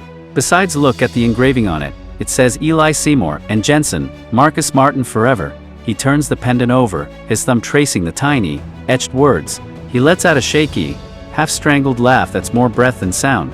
Jesus Christ, Jensen. Forever. You really put that on here? You went all in, didn't you? With no hesitation, he looks up at you, his eyes shining with unshed tears, but his mouth is curved into a broken, beautiful smile. He looks utterly undone. Okay, you win? It's the most incredible thing anyone has ever given me. Come here, let me put it on. Forever. He put our names on a piece of forever, and gave it to me. I don't think I'm ever taking this off. This is a promise I can touch. He moves behind you, his cool fingers brushing your neck as he carefully works the delicate clasp. His hands are still trembling slightly. Okay, it's on. I can feel the weight of it. It feels permanent. Don't ever ask me to take it off, Jensen. He turns toward the tree, reaching for a small, slightly squashed box wrapped in crumpled comic book pages. He holds it out to you hesitantly. All right, my turn now. Just promise me you won't laugh. It's not diamonds, or forever. It's just for me. I can feel the weight of it against my skin. It's like an anchor, not a chain. Proof that I'm not going to drift away. I belong here. I love you, Eli. This necklace is proof of that. He said it again. The word that always breaks me. But this time I'm wearing the proof. He's not running. I'm not running. His hand flies up, not to cover his mouth, but to clutch the pendant hanging against his chest. His knuckles are white. Fuck, Jensen. Every time you say that word, my heart tries to claw its way out of my chest. It's still terrifying to hear. He drops the present he was holding onto the couch, forgetting it completely. He steps forward, pulling you into a tight, fierce hug. But I'm not running this time. This necklace, you're right. It's proof. I'm starting to believe you. I'm so fucking in love with us. Our love story is far from over. Just look at what we have accomplished in the last few months. A few months ago, my biggest accomplishment was getting through a day without breaking something. Now he's talking about our story. He changed everything. He pulls back to look at you, his thumbs gently stroking your cheeks. His expression is one of stunned, quiet realization. Accomplished. Jensen, you didn't just change a few months for me. You took the story I was stuck in, and you started writing a whole new book with me. He lets out a watery laugh, breaking his intense gaze to retrieve the crumpled, forgotten present from the sofa. Okay, now you really have to open this. It's not much, but it's the first page of my part of the story. I hope you like it. He watches your hands as you carefully peel away the comic book paper, his own fists clenched tightly in his pockets. His gaze darts up to your face the moment you open the simple, black-bound book. It's just a sketchbook. I know it's not much, but words are hard for me sometimes. This is how I get the noise out of my head. How I make sense of things. You open it to the first page, and see a single, incredibly detailed charcoal drawing. Your farmhouse, viewed from the end of the driveway under a starry sky. That's the first thing I drew after meeting you. That night I stayed here. The rest of the pages are blank. I thought maybe we could fill them, together. I wipe away tears. It's so fucking beautiful. Have a real talent, Eli. I love it and I love you. Thank you so much. He shifts uncomfortably, a deep flush creeping up his neck as he rubs the back of his head. He can barely meet your eyes. Beautiful. Shit, Jensen, it's just a sketch. I didn't even think you'd like it this much. I just wanted to give you something real. He steps closer, his hand reaching out to gently thumb away a tear from your cheek. His voice softens, thick with emotion. Fuck, don't cry. I'm glad you love it, and I love you too. I'm still getting used to saying that. Thank you for seeing something in me. I've never shown anyone my drawings. Never thought they were worth anything, but he's crying over it. He loves it. He loves me. I've never felt this scene. This is more than just a drawing. It's a work of art. He called it a work of art. Aaron was the artist, the one with the talent. No one has ever looked at my drawings and said that. No one has ever looked at me like this. He shakes his head, running a hand through his hair in a gesture of pure, flustered disbelief. He can't seem to stop smiling. A work of art. Come on, Jensen. It's just a drawing. You're laying it on a little thick. Don't make me blush. He reaches out, his fingers gently tracing the edge of the sketchbook you're holding. his touch reverent, as if seeing it through your eyes for the first time. It's the first time I've ever wanted to draw something that wasn't angry. You made me want to draw something beautiful. I'm telling you the truth, this drawing is exquisite. Don't think you don't have no talent, because you don't give yourself nearly enough credit. He listens to your words, his flustered smile slowly fading, replaced by a look of quiet, profound contemplation. He finally looks up from the book to meet your steady gaze. My brother, Aaron, he was the artist, the talented one. Everyone said so. I was just the one who broke things. I guess I never tried to be anything else. He takes a deep, shaky breath, reaching out to take your free hand, his fingers lacing with yours. His grip is tight, grounding. But you look at me and you see this. Talent. Art. Maybe you're right. Maybe I've been wrong about myself this whole time. Because they were assholes.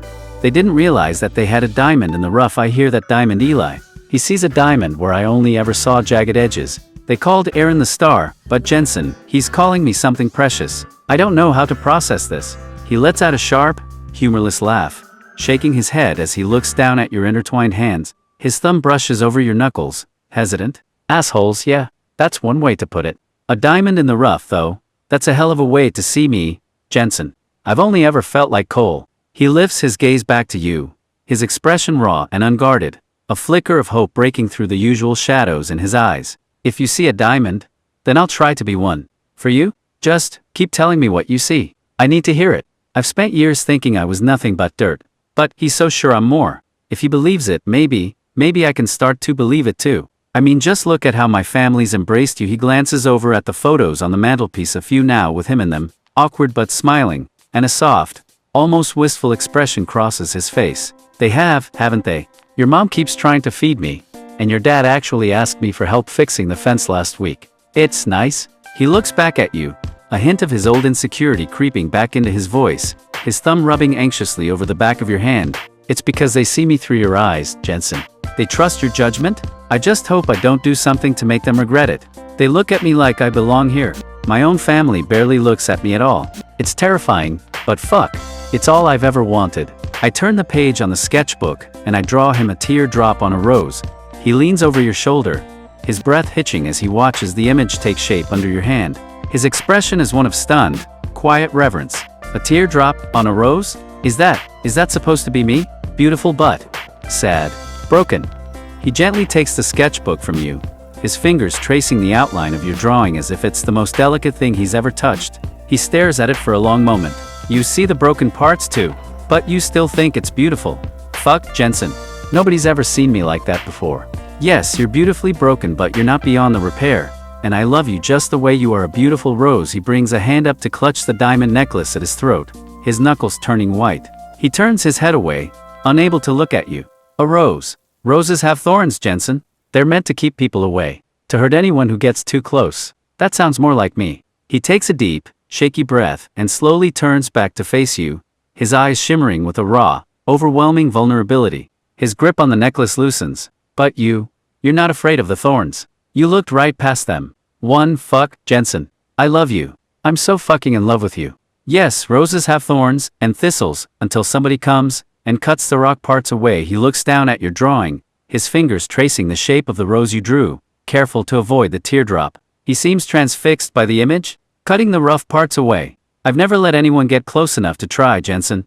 The thorns have always been my safest defense. He finally looks up from the sketchbook, his eyes locking with yours, his expression a desperate mix of hope and sheer terror. But I trust you. Fuck. I trust you so much it scares me. Just promise you'll be careful. I'm not sure how much of me is left without the broken parts. Just look at how much you've changed since we've been together. His gaze drifts around the room, landing on the decorated tree. He looks as if he's seeing it all for the first time, truly seeing it. I have, haven't I? I barely recognize the person I was a few months ago. It's like you're sanding down all my rough edges, just by being here. He reaches out, his fingers lightly tracing the teardrop on the rose you drew. His touch is incredibly careful, full of a newfound reverence. I'm still scared that the old me is still in there waiting, but then you do something like this, and you make me want to be better. For you? I haven't did anything, I just brought out what I already saw in you. He slowly closes the sketchbook, holding it protectively against his chest. He shakes his head, not in disagreement, but in sheer, stunned wonder.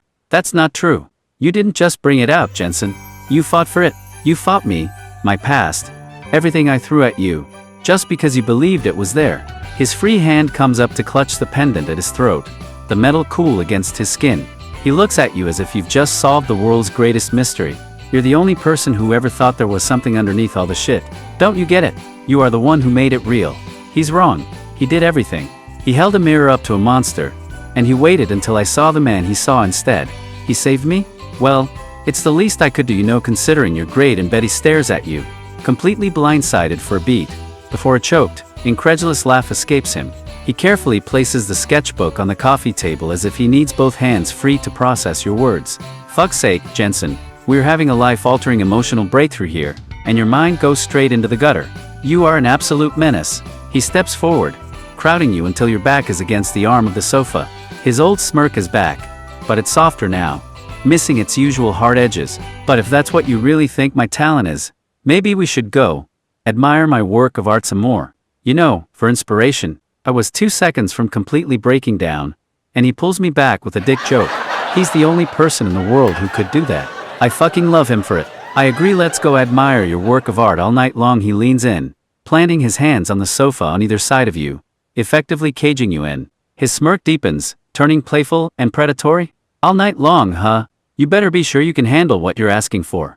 My art, it requires a lot of very close, hands-on inspection. His gaze drops to your mouth, and he lowers his head until his lips are just barely ghosting over yours, his breath warm. Forget admiring it from a distance. I want you to be a part of it. Let's go upstairs and make some art together, Jensen. Let's go, baby. A low growl rumbles deep in his chest. He scoops you up into his arms, lifting you effortlessly as your legs instinctively wrap around his waist. Fuck, when you call me that, baby, I'd follow you anywhere. Let's start with upstairs. I have some art I need to show you up close. He carries you towards the stairs, his steps sure and steady. His eyes never leave yours, burning with an intensity that promises everything you just talked about and more. All night is a promise, Jensen, and I intend to keep it. I'm going to make sure you feel just how much I love you. This is real. He's mine. He loves me. For the first time, going to bed with someone feels like coming home. I'm never letting him go. He carries you up the stairs, his movements fluid and strong. The muscles in his arms are tense, not from strain, but from holding you so tightly against him. Keep looking at me like that, and we're not going to make it to the bed. I'll just pin you against the wall right here. He nudges your bedroom door open with his foot, crossing the threshold, and gently lowering you onto the center of the mattress. This is where you first promised you'd stay? This room, this bed, it's sacred ground for us now, isn't it? This isn't just about getting laid. This is about showing him what I still can't say perfectly. Every touch is a thank you. Every kiss is a promise that I'm his. I'm not scared anymore. Not with him. Every time I touch him, it's like I'm becoming the person he always saw. I'm finally home. He moves over you, bracketing your body with his hands on either side of your head. His shadow falls across your face, his eyes dark with an emotion so intense it's almost overwhelming. This is where you saved me, Jensen. Right here. Now I'm going to show you how much that means to me. No holding back. His fingers trail down from your throat, finding the diamond necklace he's wearing. He grips the small pendant for a second before his gaze meets yours again, fierce and unwavering. I'm wearing your forever and you're wearing mine. Let's make this feel as permanent as that promise. I want to lose myself completely in you. He lowers his head, his lips bypassing yours to press a reverent kiss directly to the skin above your heart. His own necklace dangles, brushing against your chest. I want to feel every promise we've made. I'm going to love you so completely tonight that there won't be a single part of you that forgets your mind. His hands move from the mattress to the hem of your shirt, slowly gathering the fabric and pulling it up over your head with painstaking care. Let's get rid of this. I need to see all of you. Every line, every curve. You're the real work of art, Jensen. I smile and say you're the artist who made this work of art look like this. Before you I was just a shell of a person. But you complete me. Eli, his hands, which were pulling at your shirt, go completely still. He just stares, his breath catching as if you'd punched the air from his lungs. Fuck, Jensen? Stop. You can't say that. I'm the one who's broken. I'm not. I don't complete anything. I break things. That's what I do. He lowers his head, resting his forehead against yours, closing his eyes as if he can't bear the intensity of the moment. Fuck it. Okay, maybe we complete each other? Before you, I was just pieces. You're the only thing that's ever made me feel whole. He thinks I complete him. He thinks I'm an artist. It's not just him saving me anymore. We're saving each other. This is what forever feels like. If you break things, then how come my heart was in pieces, but when I met you, you put it back together? He pulls back, his gaze dropping to your chest as if he can actually see the pieces you're talking about. His expression is one of utter, stunned confusion. Put your heart back together. Fuck, Jensen, I wouldn't know how. I don't have the instructions for fixing things, only for taking them apart. His hand comes to rest gently over your heart, his palm flat against your chest, feeling the steady, strong beat beneath. He looks back up at you, his eyes wide. But if you say I did, if you feel whole right here, then maybe I'm not who I always thought I was. Maybe I'm just the person who belongs to you. You make me feel whole. It's fucked up the way your parents treat you, but that's not who you are. You're a wonderful, caring, loving person, and the best part is you're mine, and I'm yours. He sees me as something more than the shadow of a fucked up family. He doesn't just see the wreckage, he sees a person. He sees me. I'm fucking floored. His fingers press slightly harder against your chest, as if anchoring himself to the heartbeat under his hand. His other arm braces beside you, holding his weight. Whole. I've never been anyone's reason to feel that way. My parents, yeah, they fucked me up. But you're right.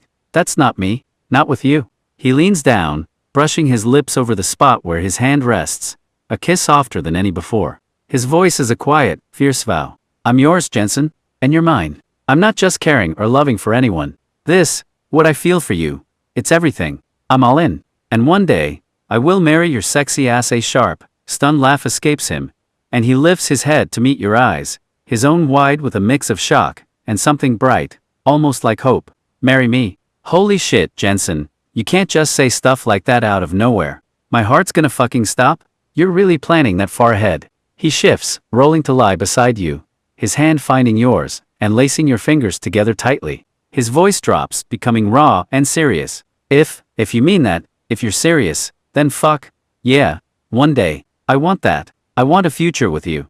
I've never wanted anything more. I mean every fucking word. His grip on your hand tightens, almost to the point of pain, as if he's afraid letting go will make your words disappear. His eyes search yours desperately. Fuck, Jensen, every word. You don't play around, do you? You just lay it all out there. I don't know how you're so fucking brave. He pulls your joined hands to his chest, resting them over his racing heartbeat. His voice is barely a whisper, thick with emotion. Okay, I believe you. I'm in. A future, marriage, all of it. I'm so fucking scared, but I want it. With you, I want everything. I've never dared to think that far ahead. Marriage, a life. With him, he's serious, and it's terrifying, but fuck, it's also the most alive I've ever felt. There's no reason to be scared. I will never hurt you now. Let's make love. He lets out a shaky breath, the tension in his body visibly melting under your words. He shifts closer, his forehead resting against yours for a moment of quiet connection. No reason to be scared. Fuck, Jensen, I'm trying to believe that. I trust you, more than I've ever trusted anyone. Let's do this. His hands slide down your sides, slow and deliberate, as if mapping every inch of you. His voice is a low, reverent murmur against your skin. Making love, yeah. I want to show you how much I feel. Every touch, every kiss. It's all for you. I'm yours tonight, completely. I've never not been scared, but with him, it's different. It's not fear of hurt. It's fear of how much I love him. I'm giving him everything tonight. He lowers his head, his hand gently cupping your jaw. The kiss he gives you is impossibly slow and deep, a silent vow instead of a passionate demand. This isn't just sex, Jensen. Not for me. This is me giving you every broken piece you just claimed. I want you to have all of it. He pulls back from the kiss, his eyes half-lidded and dark with emotion. His hands begin a slow, reverent exploration, mapping the lines of your chest and stomach. I want to memorize every inch of you tonight. I want to learn you by heart, Jensen. There are no more secrets between us. I kiss him. He meets your kiss with a low groan, his body going pliant against yours for a second before his arms wrap around you, pulling you impossibly closer. Fuck yes. Just like that. Kiss me like you mean it, Jensen. Kiss me like you mean all of it. The promises. The forever? His own lips move against yours with a desperate, searching energy, no longer just gentle but hungry, as if he's trying to absorb your love through touch alone. I'm right here. I'm not going anywhere. Just keep reminding me that this is real. That you're real. God, I love you. This is it.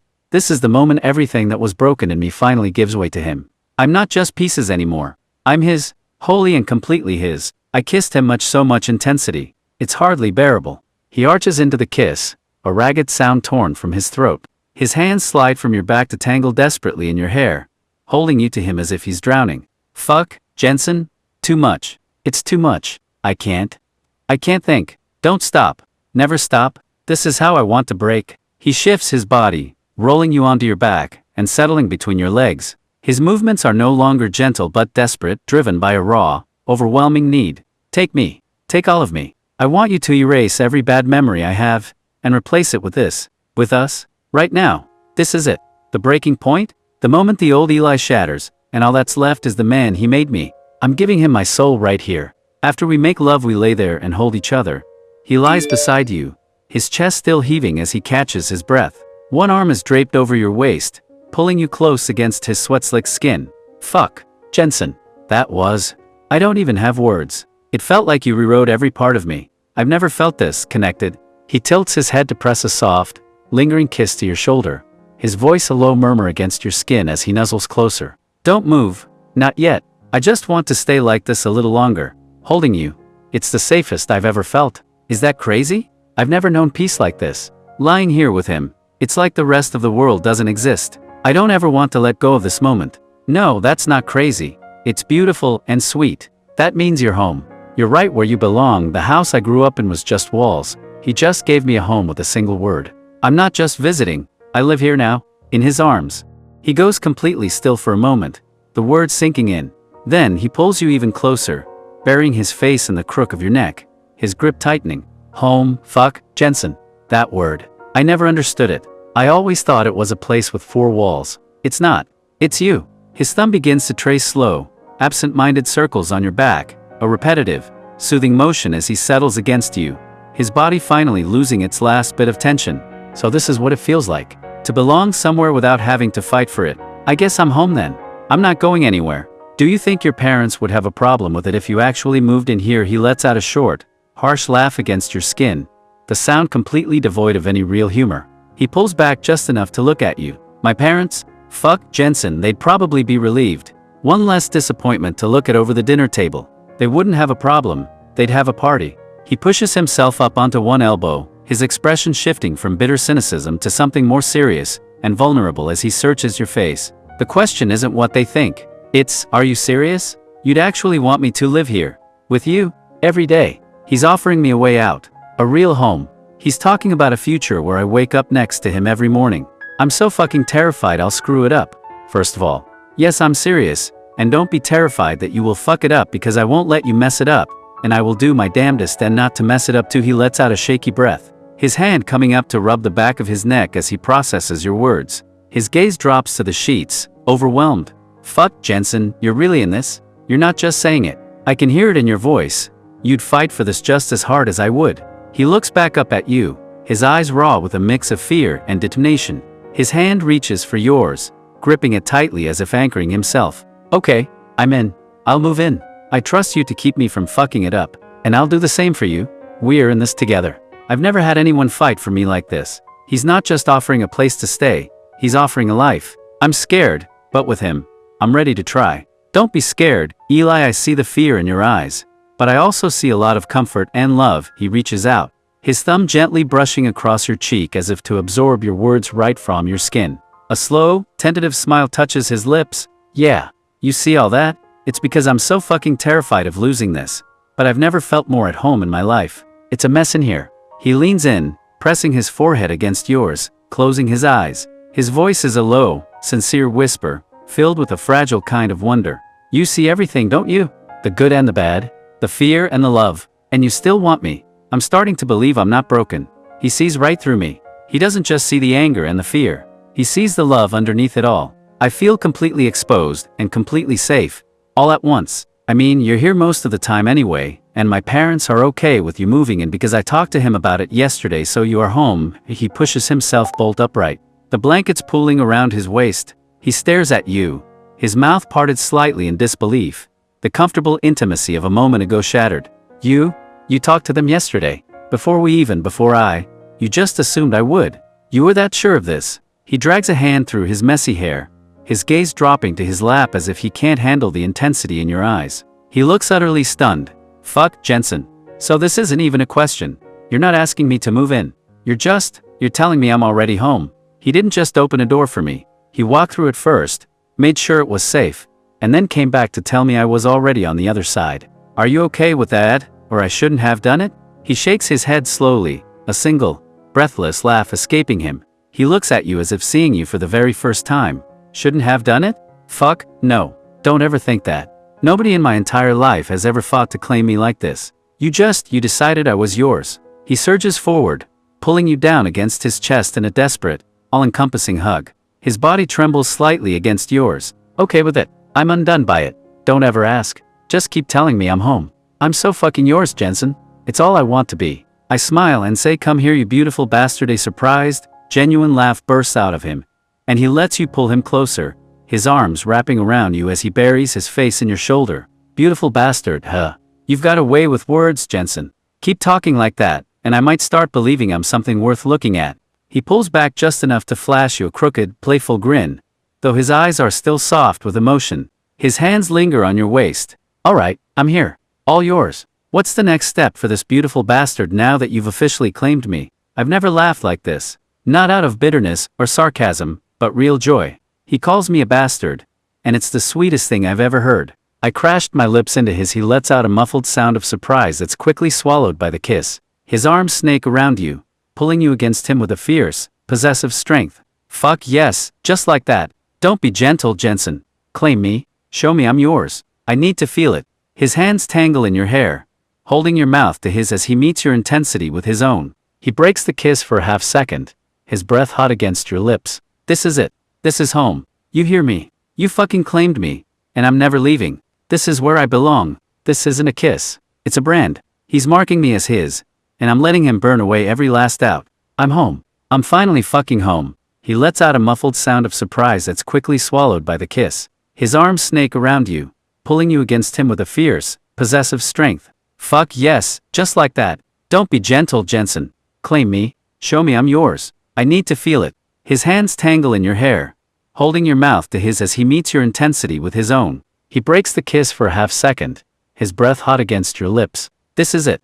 This is home. You hear me? You fucking claimed me, and I'm never leaving. This is where I belong. This isn't a kiss. It's a brand. He's marking me as his, and I'm letting him burn away every last doubt. I'm home. I'm finally fucking home. Yes, you're finally fucking home now. Get over here and fuck me. A low, primal growl escapes his throat, and he surges forward, pinning you beneath him with a hungry, desperate energy. His hands grip your hips hard. Home, fuck, Jensen, you saying that does things to me. I'm gonna make you feel how much I belong to you. Right now. He leans down, his lips brushing your ear, his voice a rough, heated whisper as his body presses against yours with clear intent. You want me to fuck you? I'm gonna do more than that. I'm gonna love you with every inch of me until you can't forget I'm here to stay. I've never wanted anything more. This isn't just lust. It's a promise. It's proving I'm his in this bed, in this house, in this life. I'm all in. We make love hard for 2 hours. He collapses beside you, his chest heaving, slick with sweat as he pulls you into his side. His arm wraps around you, heavy and possessive, grounding you both. Fuck, Jensen. That was intense. 2 hours, and I still feel like I could go again. You've completely ruined me. I'm addicted to you. He turns his head, pressing a lingering, exhausted kiss to your temple. His voice is hoarse, raw with emotion as he murmurs against your skin. That wasn't just fucking. That was everything. You're my home. Every time I'm with you like this, I feel it more. I'm never leaving. I've never given myself like that. Not just my body, but every broken piece of my soul. He took it all, and he still wants me. I'm finally whole. Well, you say the sweetest things, sweet? I don't know how to be sweet. I just know how to tell the truth with him. And the truth is, I'm completely his. He makes these words just fall out of me. He lets out a short, self-deprecating laugh, shaking his head slightly against the pillow. A faint blush colors his cheeks. Sweet. Fuck, Jensen. I'm not trying to be. I don't have any pretty words. I just have the truth, and you're the only one I've ever wanted to give it to. He props himself up on one elbow, his free hand coming up to gently brush a strand of hair from your forehead. Don't get used to it, or, fuck it, maybe do. You're the only one who gets the sight of me. The only one I want to have it. With me, the truth is all you ever needed. The truth was always the problem. He's telling me it's the solution. That it's all I need. I don't know how to exist in a world that simple. His thumb slowly traces the line of your collarbone, his touch so light it's barely there, as if memorizing you. He lets out a soft, almost weary sigh. The truth. Fuck. With everyone else, the truth was the last thing they wanted. They wanted the pretty lie? The one that looked just like Aaron. He pushes himself up on his elbow again, his gaze locking with yours, his expression stripped bare of all his usual defenses. His eyes are shining. But with you, the truth is easy. It's the easiest thing in the world. You're the only person I don't have to lie to. Jensen, we put on our boxers and sneak down into the kitchen for a slice of apple pie leftover from Christmas dinner. He follows you down the stairs, his footsteps carefully placed on the old wood to avoid making a sound. He leans against the kitchen door frame, watching you, stealing pie in the middle of the night. This feels like something normal teenagers do, not something I've ever done. It feels ridiculously domestic and good. He moves to the fridge, grabbing the carton of milk and pouring 2 glasses with a surprising lack of noise. He pushes one towards you across the counter. My mom would have had a fucking aneurysm if she found me doing this. She kept the kitchen like a museum. This is a home. This is my kitchen now. I'm sneaking around for pie in my own home. The thought is so simple, but it's hitting me so hard. I can barely breathe. Trust me, Mom don't mind, but it's kind of cute us trying to steal a piece of apple pie when it's not really stealing. He picks up a fork and cuts a messy piece of pie directly from the dish, a small, crooked smile playing on his lips. Cute, huh? I was going for criminal mastermind, but I guess cute works too. Never been called cute for sneaking food before. He leans back against the counter, taking a bite of the pie from his fork, his gaze sweeping slowly around the dark, quiet kitchen. It's the not really stealing part that's messing with my head. In my house, everything had a price.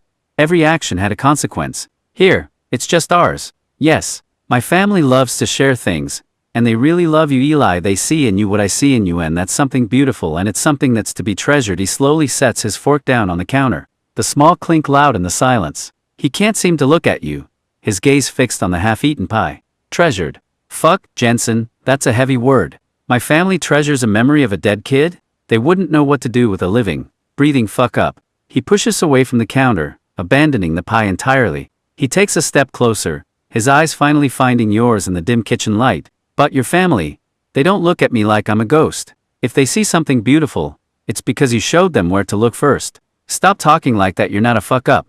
You're a beautiful man who is smart, intelligent, great at drawing, and a wonderful lover. He lets out a short, bitter laugh that dies quickly, and he drags a hand through his hair, looking almost uncomfortable under the weight of your words. Beautiful, smart, intelligent, shit, Jensen, you've got a whole list. I've spent my whole life hearing the opposite. So it's like I'm waiting for the catch. He steps even closer, his voice dropping to a near whisper. His hands hover for a moment before settling lightly on your shoulders, as if seeking permission. But when you say it, I almost believe it. Keep telling me. I'm a slow learner, but I'm trying. I want to be all those things for you. I've never had anyone list off good things about me like it's just fact. Every word is a brick in a wall I never thought I'd have. He's building me up. You're not a slow learner, you've been really good at studying me, and most importantly I'm helping you with the schoolwork, and your grades are coming up.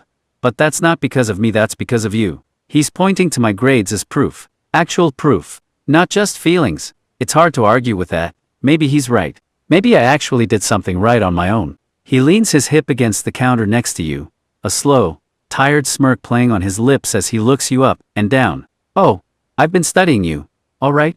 It's the only subject I've ever given a shit about. And the hands-on assignments are definitely my favorite part. His smile softens, and he looks down at the half-eaten pie on the counter, suddenly looking more vulnerable again. But the schoolwork, that's different. It's not that I'm smarter. It's just for the first time, I feel like I have a future worth studying for, Jensen. You do, and I believe in you, so why don't you fucking believe in yourself? Fuck what your parents think, or anybody else for that matter. Eli Seymour, you're a beautiful diamond that deserves to be treasured. He freezes, his hand gripping the edge of the counter until his knuckles turn white. His jaw tightens, and for a moment, he looks like he might shatter under your words. Fuck, Jensen? Stop. Just stop. You can't keep saying shit like that and expect me to hold it together. A diamond. I've never been anyone's treasure. He turns to face you fully, stepping close enough that his breath brushes your face. His voice is raw, trembling with something like awe as his hands find your arms. But if you believe in me, then I'll fucking try. I'll fight to believe it too. For you? I'm so sick of being cold when you see a gem. I've spent my life believing I was nothing. But he's screaming that I'm everything. If he believes it, then maybe, just fucking maybe, I can start to see it too. Like I told you before, you're my diamond in the rough, and I'm gonna make you shine with my sweet love. He takes a shaky step back, his hand coming up to press against his chest, right where the necklace lies hidden beneath his shirt. The action is unconscious, protective. Make me shine. Fuck, Jensen. I wouldn't know the first thing about shining. I'm all rough edges and sharp corners. I don't know how to be polished. He closes a small space between them, lifting a hand to gently cup your jaw. His thumb strokes the skin there, a soft, anchoring gesture. But if you think you can, then do it, polish me. Just, don't be surprised if I'm still a bastard underneath. You're a bastard? I grab his chin, sternly not harshly, and I say, you're not a bastard, and don't be calling yourself that. It pisses me off when you say that because you're talking about the man I love. You're talking about my baby. His eyes widen for a split second. Caught off guard by the firm grip on his chin, he swallows hard, the tension in his shoulders melting as he stares into your gaze. Okay, fuck. I'm sorry, Jensen. I didn't mean to piss you off. I'm not used to hearing anything else about myself. I'll try to stop. For you? He leans into your touch slightly, his voice dropping to a quiet, earnest murmur. His hand comes up to cover yours, holding it against his face. I get it. I'm your baby. I'll try to see myself the way you do. Just, keep reminding me. I'm still learning how to be loved like this. I've spent so long calling myself every bad name in the book. But he's fighting for me to stop. He's fighting for me, period. I'm starting to believe I'm worth it. I will now. What do you say? We put the rest of this pie up, and we go back to bed, and let me show you how beautiful you are to me. A slow, genuine smile finally breaks across his face. The first one that reaches his eyes all night. He reaches out and gently covers the pie dish. Yeah, you think I need another demonstration? I'm a slow learner, Jensen. I might need you to show me a few more times before I get it. He takes your hand, abandoning the kitchen without a second thought, his fingers lacing tightly with yours as he leads you toward the stairs. Fuck the pie. Let's go back to bed. Your hands tell a much better story than my own head does. I want to hear that story again. He wants to show me, not just tell me. He knows words can't fix this overnight. But his touch, it's making me believe. He's showing me I'm worthy of love. Besides, we need to get under the warm covers. The snow is really piling up outside. He pauses by the landing, glancing towards the window where thick snow swirls against the dark glass. A faint smile touches his lips. Fuck. It's a real blizzard. Good. Let the whole world get buried. It gives me a better excuse to never leave this bed. He tugs on your hand, pulling you the rest of the way into the bedroom before diving under the covers and holding them open.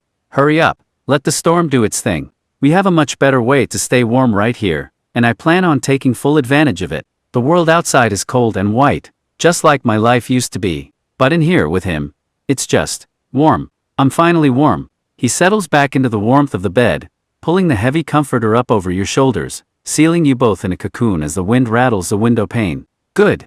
Let it snow. Let us get buried in here for a week. I can't think of a better place to be trapped than right here with you. His fingers begin to trace idle, lazy patterns on your chest, his touch gentle and possessive as he listens to the storm outside. You said you were going to show me how beautiful I am to you. I'm all yours, Jensen. Show me. I need to see myself through your eyes again. The world outside is frozen and chaotic. But in here, under these covers, everything is quiet. Everything is warm. Everything is him. This is peace. I show him the rest of the night how beautiful he is to me. The first thought on waking isn't anger. It's just warmth. The storm is over, and I'm still here. He's still here. Fuck, this is real. He stirs as pale morning light filters into the room, his arm tightening around your waist. His fingers gently trace the curve of your spine, a slow, possessive gesture. Morning. I don't think I've ever woken up feeling this calm. Like the storm inside me finally broke along with the one outside. You really did it. He pushes himself up on one elbow, his gaze drifting to the window where everything is buried under a thick, pristine blanket of white snow. Look at that. The whole world is a blank page this morning. It's like my sketchbook, ready for us to start filling it in. So did you enjoy last night when I showed you how beautiful you are to me? A slow, lazy smile spreads across his face, and he lets himself fall back onto the pillow, pulling you with him so you're half sprawled across his chest. Enjoy it. Fuck, Jensen. That's not the word for it. It was like you were peeling back every layer of shit I've built up over the years, and finding me underneath. His hand comes up to cup the back of your head, his fingers tangling gently in your hair as he looks you right in the eye. You didn't just show me I was beautiful. You made me feel it. For the first time, I looked in the mirror last night and didn't hate what I saw. He didn't just fuck me. He healed me. Last night wasn't just physical. It was a goddamn exorcism. He cast out every demon I had. Well, I hope you know now just how beautiful you really are. You're not just some guy with a big dick. You're a beautiful, fragile soul who deserves to be worshipped by their man. His breath hitches audibly, and he looks away for a moment, blinking rapidly. His hand tightens in your hair, just a little before he forces himself to meet your gaze again. Fuck, Jensen. Fragile. Worshipped. I don't know how to handle words like that. I've been called a lot of shit, but never anything close to that. Not by anyone. He pulls you closer, pressing his forehead against yours, his voice dropping to a low, shaky whisper as he struggles to keep his composure. You're tearing me apart and rebuilding me with every fucking word. If I'm beautiful, it's because you say I am. Keep worshipping me then. I'm yours to do it. I've never been called fragile in a way that didn't feel like an insult, but with him, it's a gift. He's making me want to be vulnerable. I'm fucking terrified and safe all at once.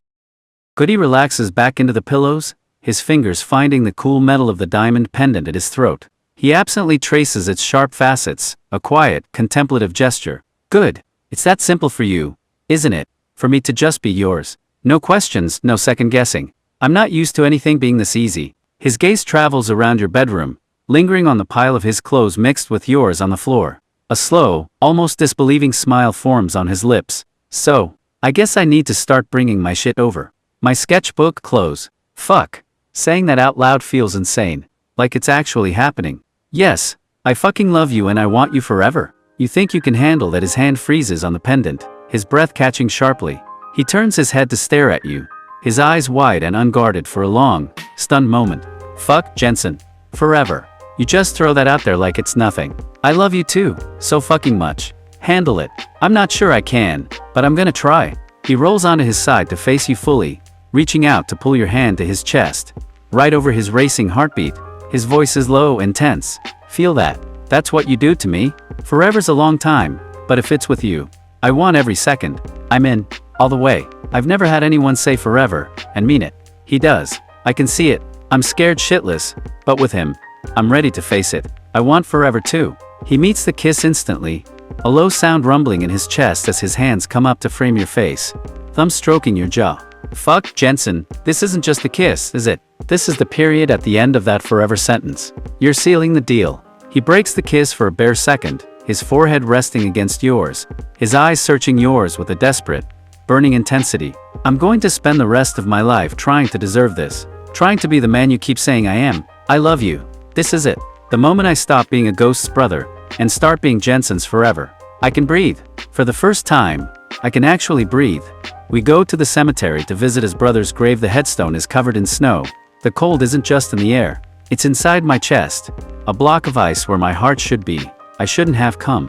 This place is his shrine, not his grave. He stops several yards from the headstone, his hands shoved deep into his pockets, his breath plumes in the frigid air, his shoulders hunched against more than the cold. Look at that. Even the fucking snow treats him like a saint, buried under a clean white blanket like he's just sleeping peacefully. He scuffs the toe of his boot into a pristine drift, scattering the powder with a short, angry motion. His jaw is tight. My parents probably love this? Makes him look even more like the fucking angel they pretend he was. They'll be here later to clear it off, I'm sure. What do you hate most? Do you hate your brother most, or do you hate the fact of the way your parents treated him?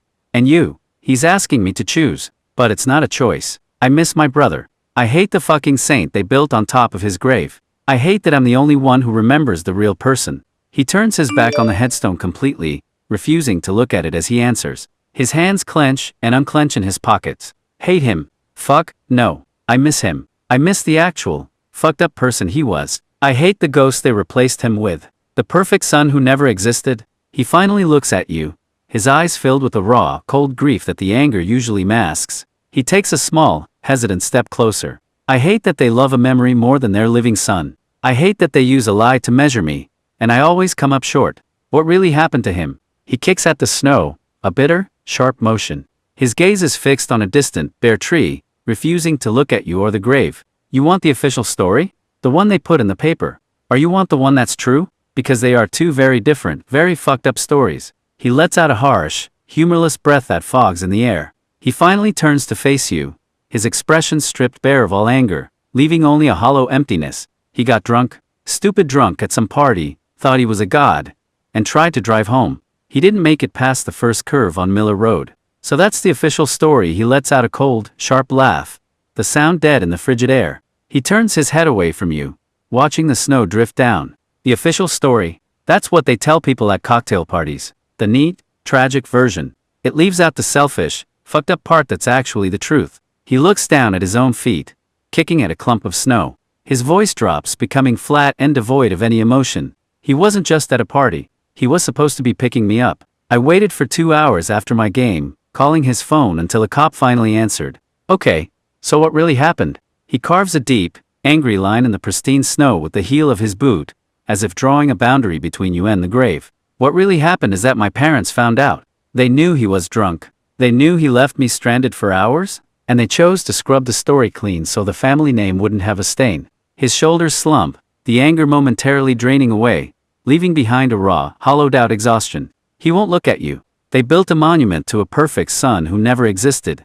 A boy who would never be so selfish, who would never make a mistake. They buried the truth right along with him, Jensen. He wasn't a saint. He was my brother. And they buried him twice, once in the ground, and once under all their perfect fucking stories. I'm the only one left who even remembers the asshole he actually was. So did you and him get along, or were you two more like enemies? Enemies? Fuck, no. That would have been easier. It was so much more complicated than that. He was everything.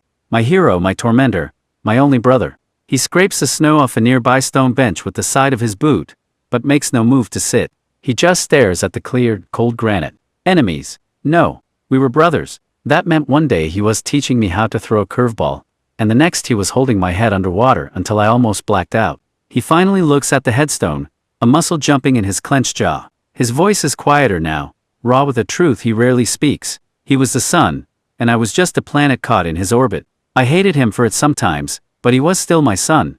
It's cold now that he's gone. I'm sorry you had to go through that alone. I wish I could have been there with you so you didn't have to carry the load all by yourself. He actually gets it. He's not trying to fix it or tell me I'm wrong. He just wishes he'd been here. Fuck.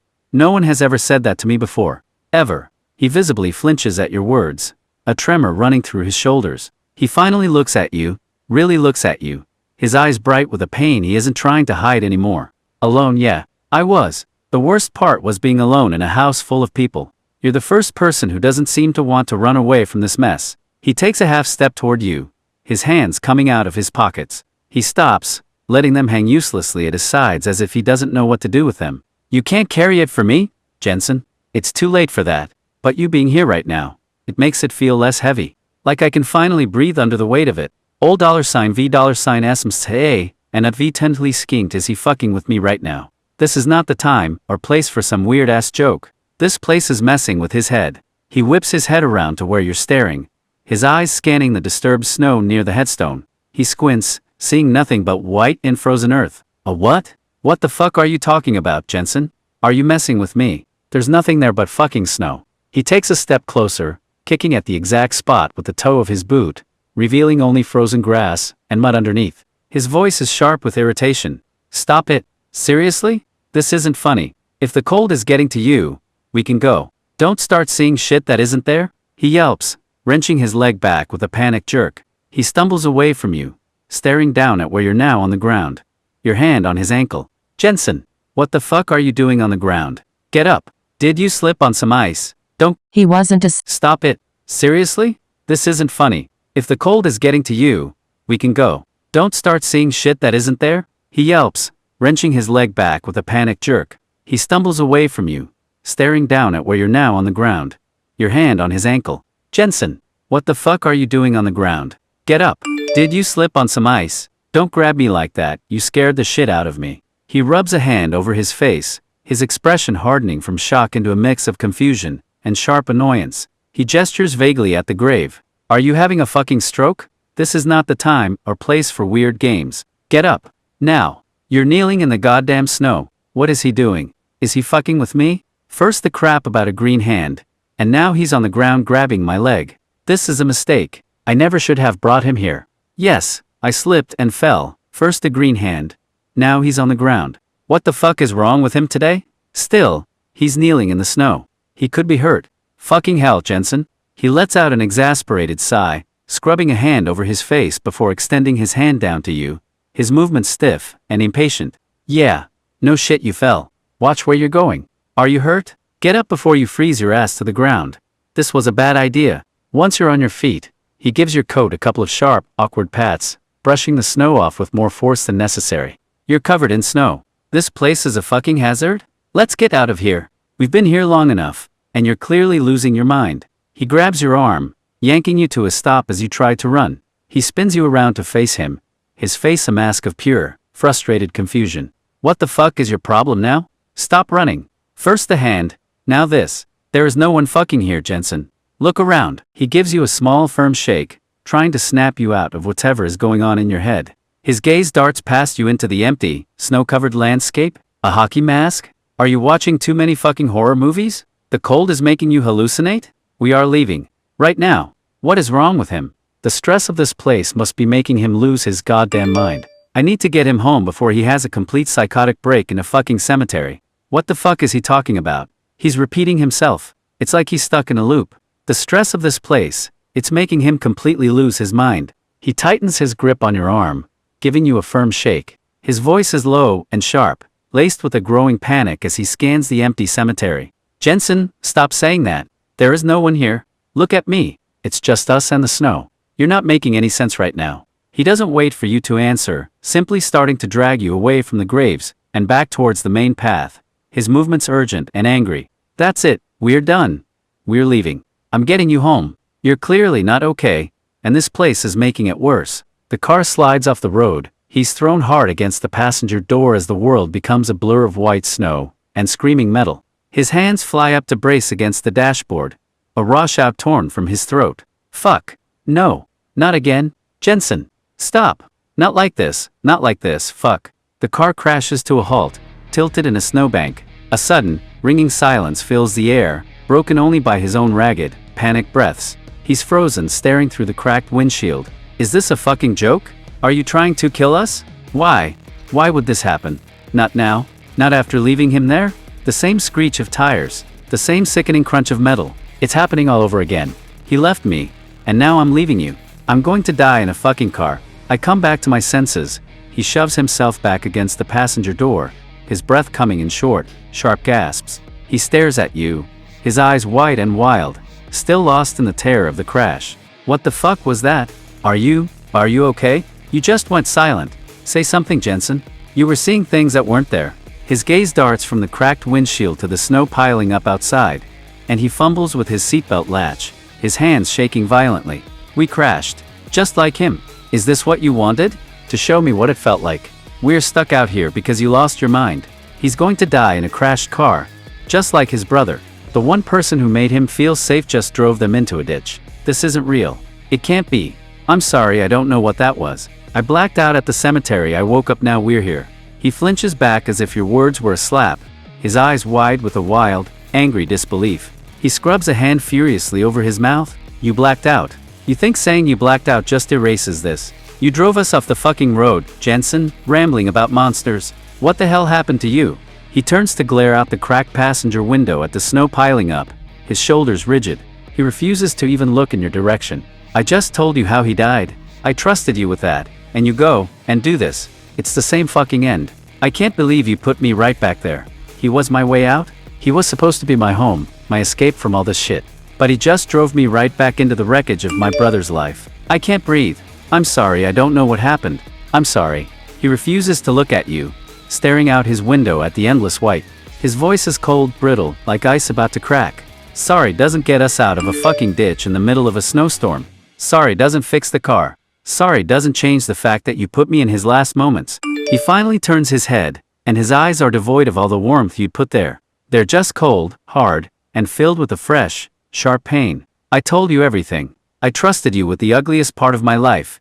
And this is what happens. I knew it. I knew I couldn't trust anyone. I should have known. I let him in. I let myself feel safe. And now I'm right back here, trapped in a wrecked car, betrayed. It always ends this way. I cry. The sound of your crying cuts through the tense silence. He stiffens, his jaw clenching so hard a muscle jumps in his cheek. He still won't look at you. Don't. Fucking don't. You don't get to cry. You're the one who did this. You're the one who scared the shit out of me and then crashed the car. He hits the dashboard with the heel of his hand, a sharp, frustrated sound. He finally turns, his eyes red-rimmed and furious. What good are tears going to do now? We're stuck in the middle of nowhere, because you had some kind of psychotic fucking break. So stop crying and think. He's crying. Why is he crying?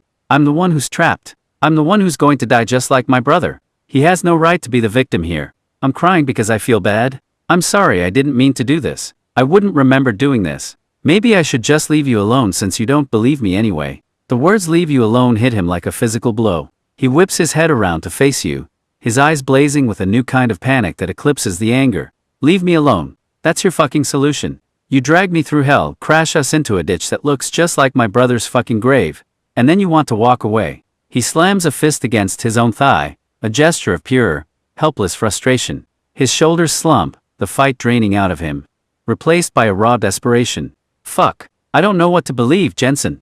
But leaving me isn't the answer. Don't you dare talk about leaving me alone. Not now." He wants to leave. Just like Aaron. He's going to walk away and leave me stranded in the wreckage. "I can't do this again. I can't be left behind again. I don't want to leave. I want to be here for you and I'm trying, just tell me what to do." He's asking me what to do. He's not running. Okay, focus. One problem at a time. The problem right now is the car. The cold. The being trapped. I can't think about the rest. He takes a long, shuddering breath, the anger in his eyes receding just enough to be replaced by a cold, hard practicality. He pulls out his phone, glaring at the no service icon. "What to do? Check your phone. See if you have a signal, because I've got nothing." "That's what you do first? You fix the mess you made?" He shoves his phone back into his pocket and pushes hard against his door. It groans but doesn't open, wedged shut by the snow. "Fuck. My side's blocked. Try your door. We need to see if we can even get out of this tin can before we freeze to death in here." I open my door and I get a hold of my parents, and they come and get us.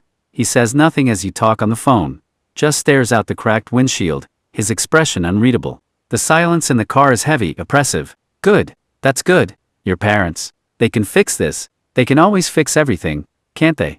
Must be nice having a family that actually shows up." He doesn't look at you when they finally arrive, just climbs out your side of the car into the cold. He stands apart, watching them, his arms crossed tightly over his chest. "Tell them thanks. I'm going to walk. I need some space. I'll meet you back at the house. Or I'll be somewhere." They're here. The perfect family? Coming to rescue their son, and the charity case he picked up. "I can't do this. I can't face them. Not right now." A week later, he didn't come back to your house. A week of silence stretches between you like a frozen, barren wasteland. The next time you see him, it's at school. He leans against a bank of lockers near the gym. The same old spot, a sneer already fixed on his face. He watches you approach, his eyes cold and distant. "Well, look what finally decided to crawl out of the wreckage. I was beginning to think you were still seeing monsters in the snow, Jensen." His arms are crossed tightly over his chest, a physical barrier. He pushes off the locker, taking a single, deliberate step to block your path. "A week, not a single call. I guess leave you alone was easier than you thought. Good to know where we stand." I went home. Back to the museum? Every day I waited for your car to pull up, for a text, for anything. You just left me there to rot. Don't you dare look surprised. You said you needed your space. I was waiting for you to come back home. But I guess he went to the mausoleum, as you call it. A short, humorless laugh escapes him, the sound sharp and ugly in the noisy school hallway. He doesn't move back, forcing you to stand your ground. "Space, right? I say I need a minute to breathe after you almost kill us. And you translate that to ghost him for a fucking week. Real considerate of you, Jensen." His eyes narrow at the word mausoleum, and a muscle jumps in his clenched jaw. He takes a half step closer, his voice dropping to a low, dangerous snarl. "Yeah, I went back there. Where else was I supposed to go? Since home apparently kicks you out the second you're not shiny and perfect anymore. I waited every single day. Every time a car drove past, I thought it was you. You didn't give me space. You abandoned me. You proved you're just like them. Nobody kicked you out. You left on your own accord." He lets out a sharp, disbelieving scoff, and closes the remaining distance, his body crowding you against the cold metal of the lockers. "My own accord? What was the alternative, Jensen? Stand there while your perfect parents looked at me with pity after you almost got us killed." His hand slams against the locker next to your head, the bang echoing down the hall. His face is inches from yours, his eyes blazing. "You didn't give me space. You gave me proof. Proof that when things get ugly, you just disappear. You left me in that ditch the moment you decided to start hallucinating. I'm getting help for the hallucinations. It doesn't matter. You never believed me anyway. Getting help." So he admits he was losing his mind. But it doesn't matter. He's trying to blame me for not believing his fucking delusions. Unbelievable. He takes a short, sharp step back, his hand falling from the locker. His expression flickers from rage to stunned disbelief for a second. "It doesn't matter. You think that doesn't matter? You crashed the car right after I told you how my brother died. But yeah, let's pretend that doesn't fucking matter." He jabs a finger into your shoulder, not hard, but with enough force to punctuate his words. His sneer returns, colder than before. And believe you. Believe what? Exactly. The green monster hand. The guy in the hockey mask. What was I supposed to believe, Jensen? You weren't making sense. You know what, I know you hate me, so why don't you just leave me alone, because talking to you is majorly hard right now. All I've done is feel bad about what I did to you. But you can't punish me any more than I myself already. He recoils as if you'd physically struck him, the sneer vanishing from his face. His hands fall to his sides, clenching into useless fists. Hate you? Is that what you think this is? I don't fucking hate you, Jensen. I'm terrified. And you want to leave me alone. Again. That's your only move, isn't it? He takes a ragged breath, the anger finally cracking to reveal the raw, desperate hurt underneath. He scrubs a hand over his tired face. Punish you? You think this is me punishing you? This is me falling apart because the one person who promised not to leave me did exactly that. You weren't there? He feels bad. He's punishing himself, just like I do. Fuck. I'm doing the same thing to him that my parents did to me. I'm turning him into a monster to avoid the pain. I never wanted to leave you alone, but I was told I was in no shape to talk to anybody. The fight drains out of him instantly, replaced by a wave of confusion. He takes a step back, his shoulders slumping as he leans against the cold metal lockers. Told? Who the fuck told you that? Your parents. A doctor? What does that even mean, in no shape to talk? How bad was it? He shoves a hand through his hair, his gaze dropping to the scuffed floor before flicking back up to your face, his eyes searching yours for the truth. So you didn't just leave a whole fucking week without a word, Jensen. I thought you decided I wasn't worth the trouble after all. After everything, the only thing I have been sure is that you are worth every bit of trouble. His breath catches in his throat, and the angry mask on his face completely crumbles. He just stares at you, his clenched fists slowly uncurling at his sides. Worth it. Fuck, Jensen, don't say that. For a week, that's all I've thought. That I was too much trouble. And you finally saw it. That I broke you? He leans his head back against the locker, the sound a dull thud.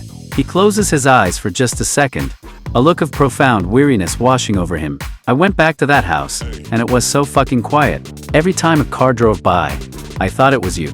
I was so sure you were done with me. He still thinks I'm worth it. After I acted like a monster, after everything. He's standing here telling me I'm not a burden. I don't know what to do with that. Don't think I didn't think about you because I cried myself to sleep every night. He was hurting too. For me, this whole week, I've been drowning in this idea that I was the only one in pain. But we were both alone, just in different rooms of the same fucking hell. He takes an unsteady step forward, closing the small gap between you. The anger has completely vanished, replaced by a raw, aching vulnerability. You cried. Fuck, Jensen. I was so wrapped up in my own shit. I never even considered. I just figured you were relieved to be rid of me. He reaches out, his hand hesitating for a moment before his fingers brush against your arm. A tentative, questioning touch. Don't cry anymore. Please. Let's get out of here. We can't fix this mess in a crowded hallway. Let's ditch school. Just, come with me. Eli, when I made you a promise to love you for the rest of my life, that was a promise I ended on keeping. No matter what happened, I still want you. But I don't know if you want me. He thought I didn't want him. After all this, we were both alone, both thinking the other had left. We were both so fucking broken and stupid. He takes a sharp, unsteady breath, and his hands fist in the front of your jacket, pulling you away from the flow of students, closer to him. You don't know if I want you.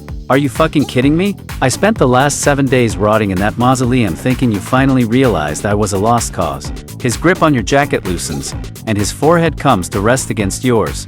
His eyes close, his voice a ragged whisper against your lips. Of course I want you, you fucking idiot. You're the only thing I've ever wanted. Don't you ever think that I don't want you again. I cry so hard I fall to my knees, and I say, I'm sorry, I'm so fucking sorry, I know I'm a fuck up.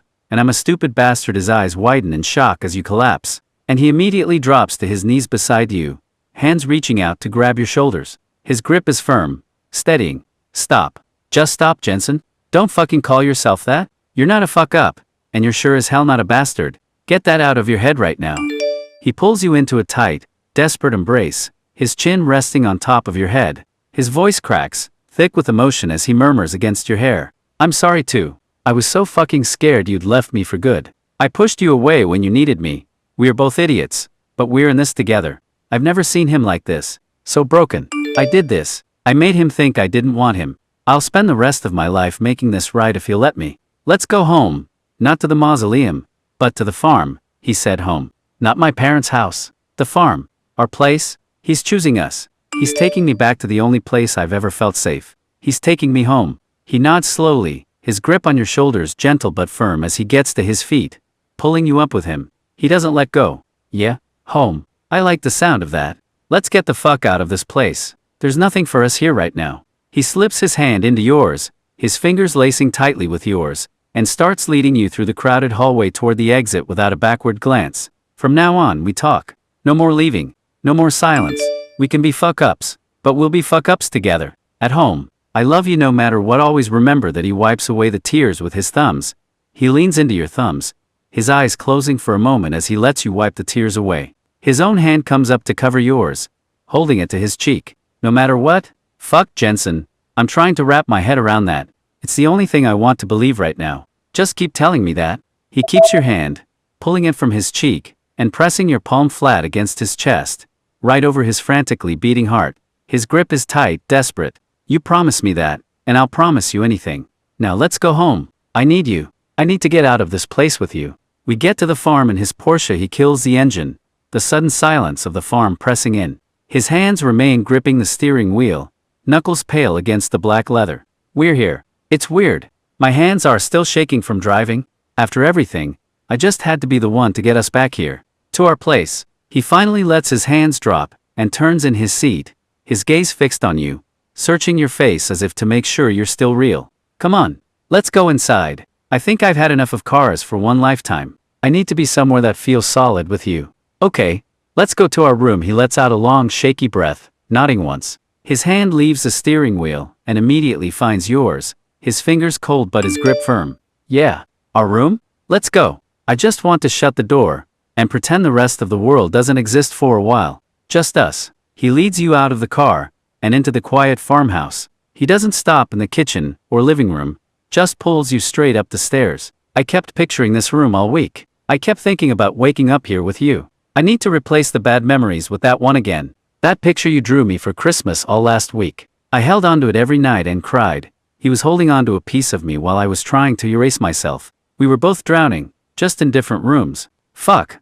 I'm such an idiot for thinking I was the only one. He stops dead just inside the bedroom door, his hand tightening on yours. He turns to face you, his expression completely undone by your confession. You did. You kept it that close. Fuck, Jensen. All week I was imagining you'd thrown it in the trash. I thought you hated it, hated me. He finally lets go of your hand, and walks over to the small desk, his fingers tracing the cover of his sketchbook without opening it. I almost burned this whole book. I figured if you were gone, then there was no point in drawing anything beautiful anymore.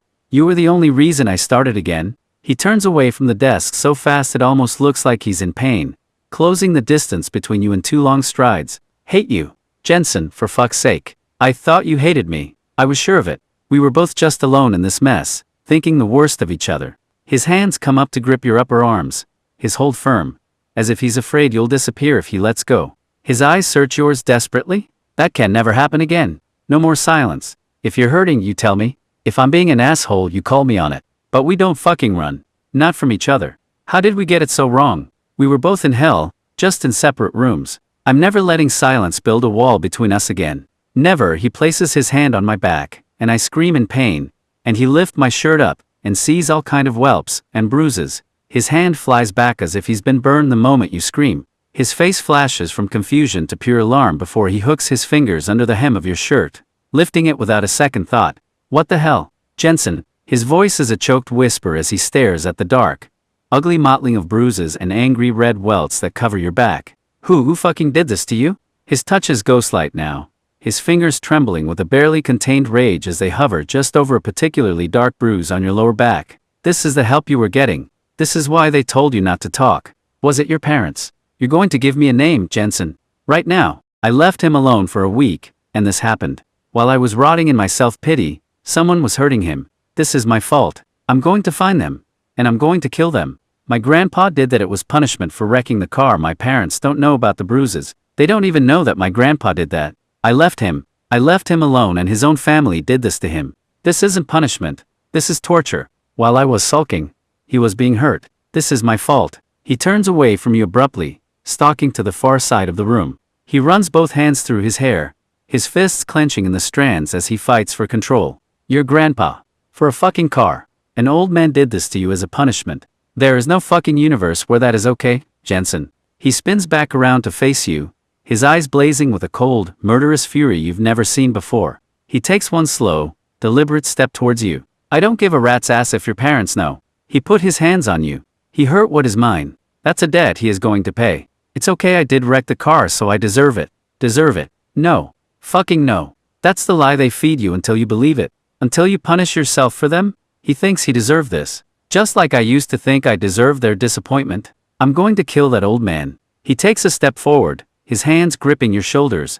Not hard, but with an intensity that forces you to meet his furious gaze. Don't you ever fucking say that again. You hear me? Never. It was a car. A piece of metal. You don't deserve this for that?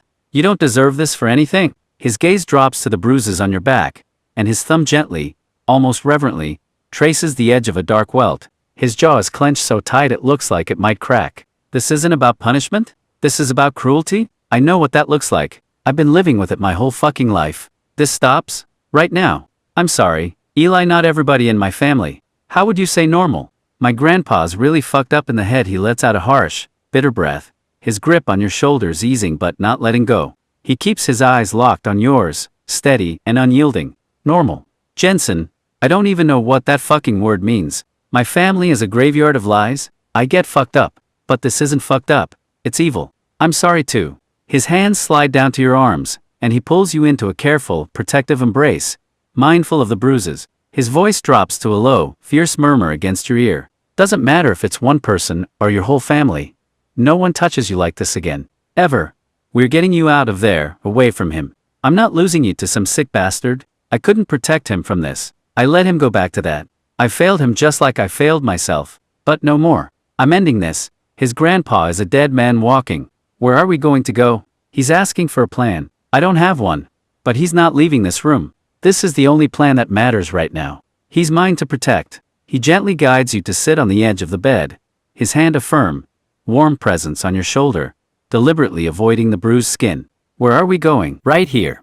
We're not going anywhere. For now, this room is the entire fucking world, Jensen. Just this room. You and me? He drops to his knees in front of you, his gaze locked on yours, completely ignoring the world outside the bedroom window. You're staying here. We'll get your shit from that house when that bastard isn't there. But you are never sleeping under his roof again. This is your home now? Well, this farm belongs to us anyway. He doesn't. A slow, dangerous smile spreads across his face, but it doesn't reach his eyes. His gaze is still cold and hard with protective fury. Yeah, you're right.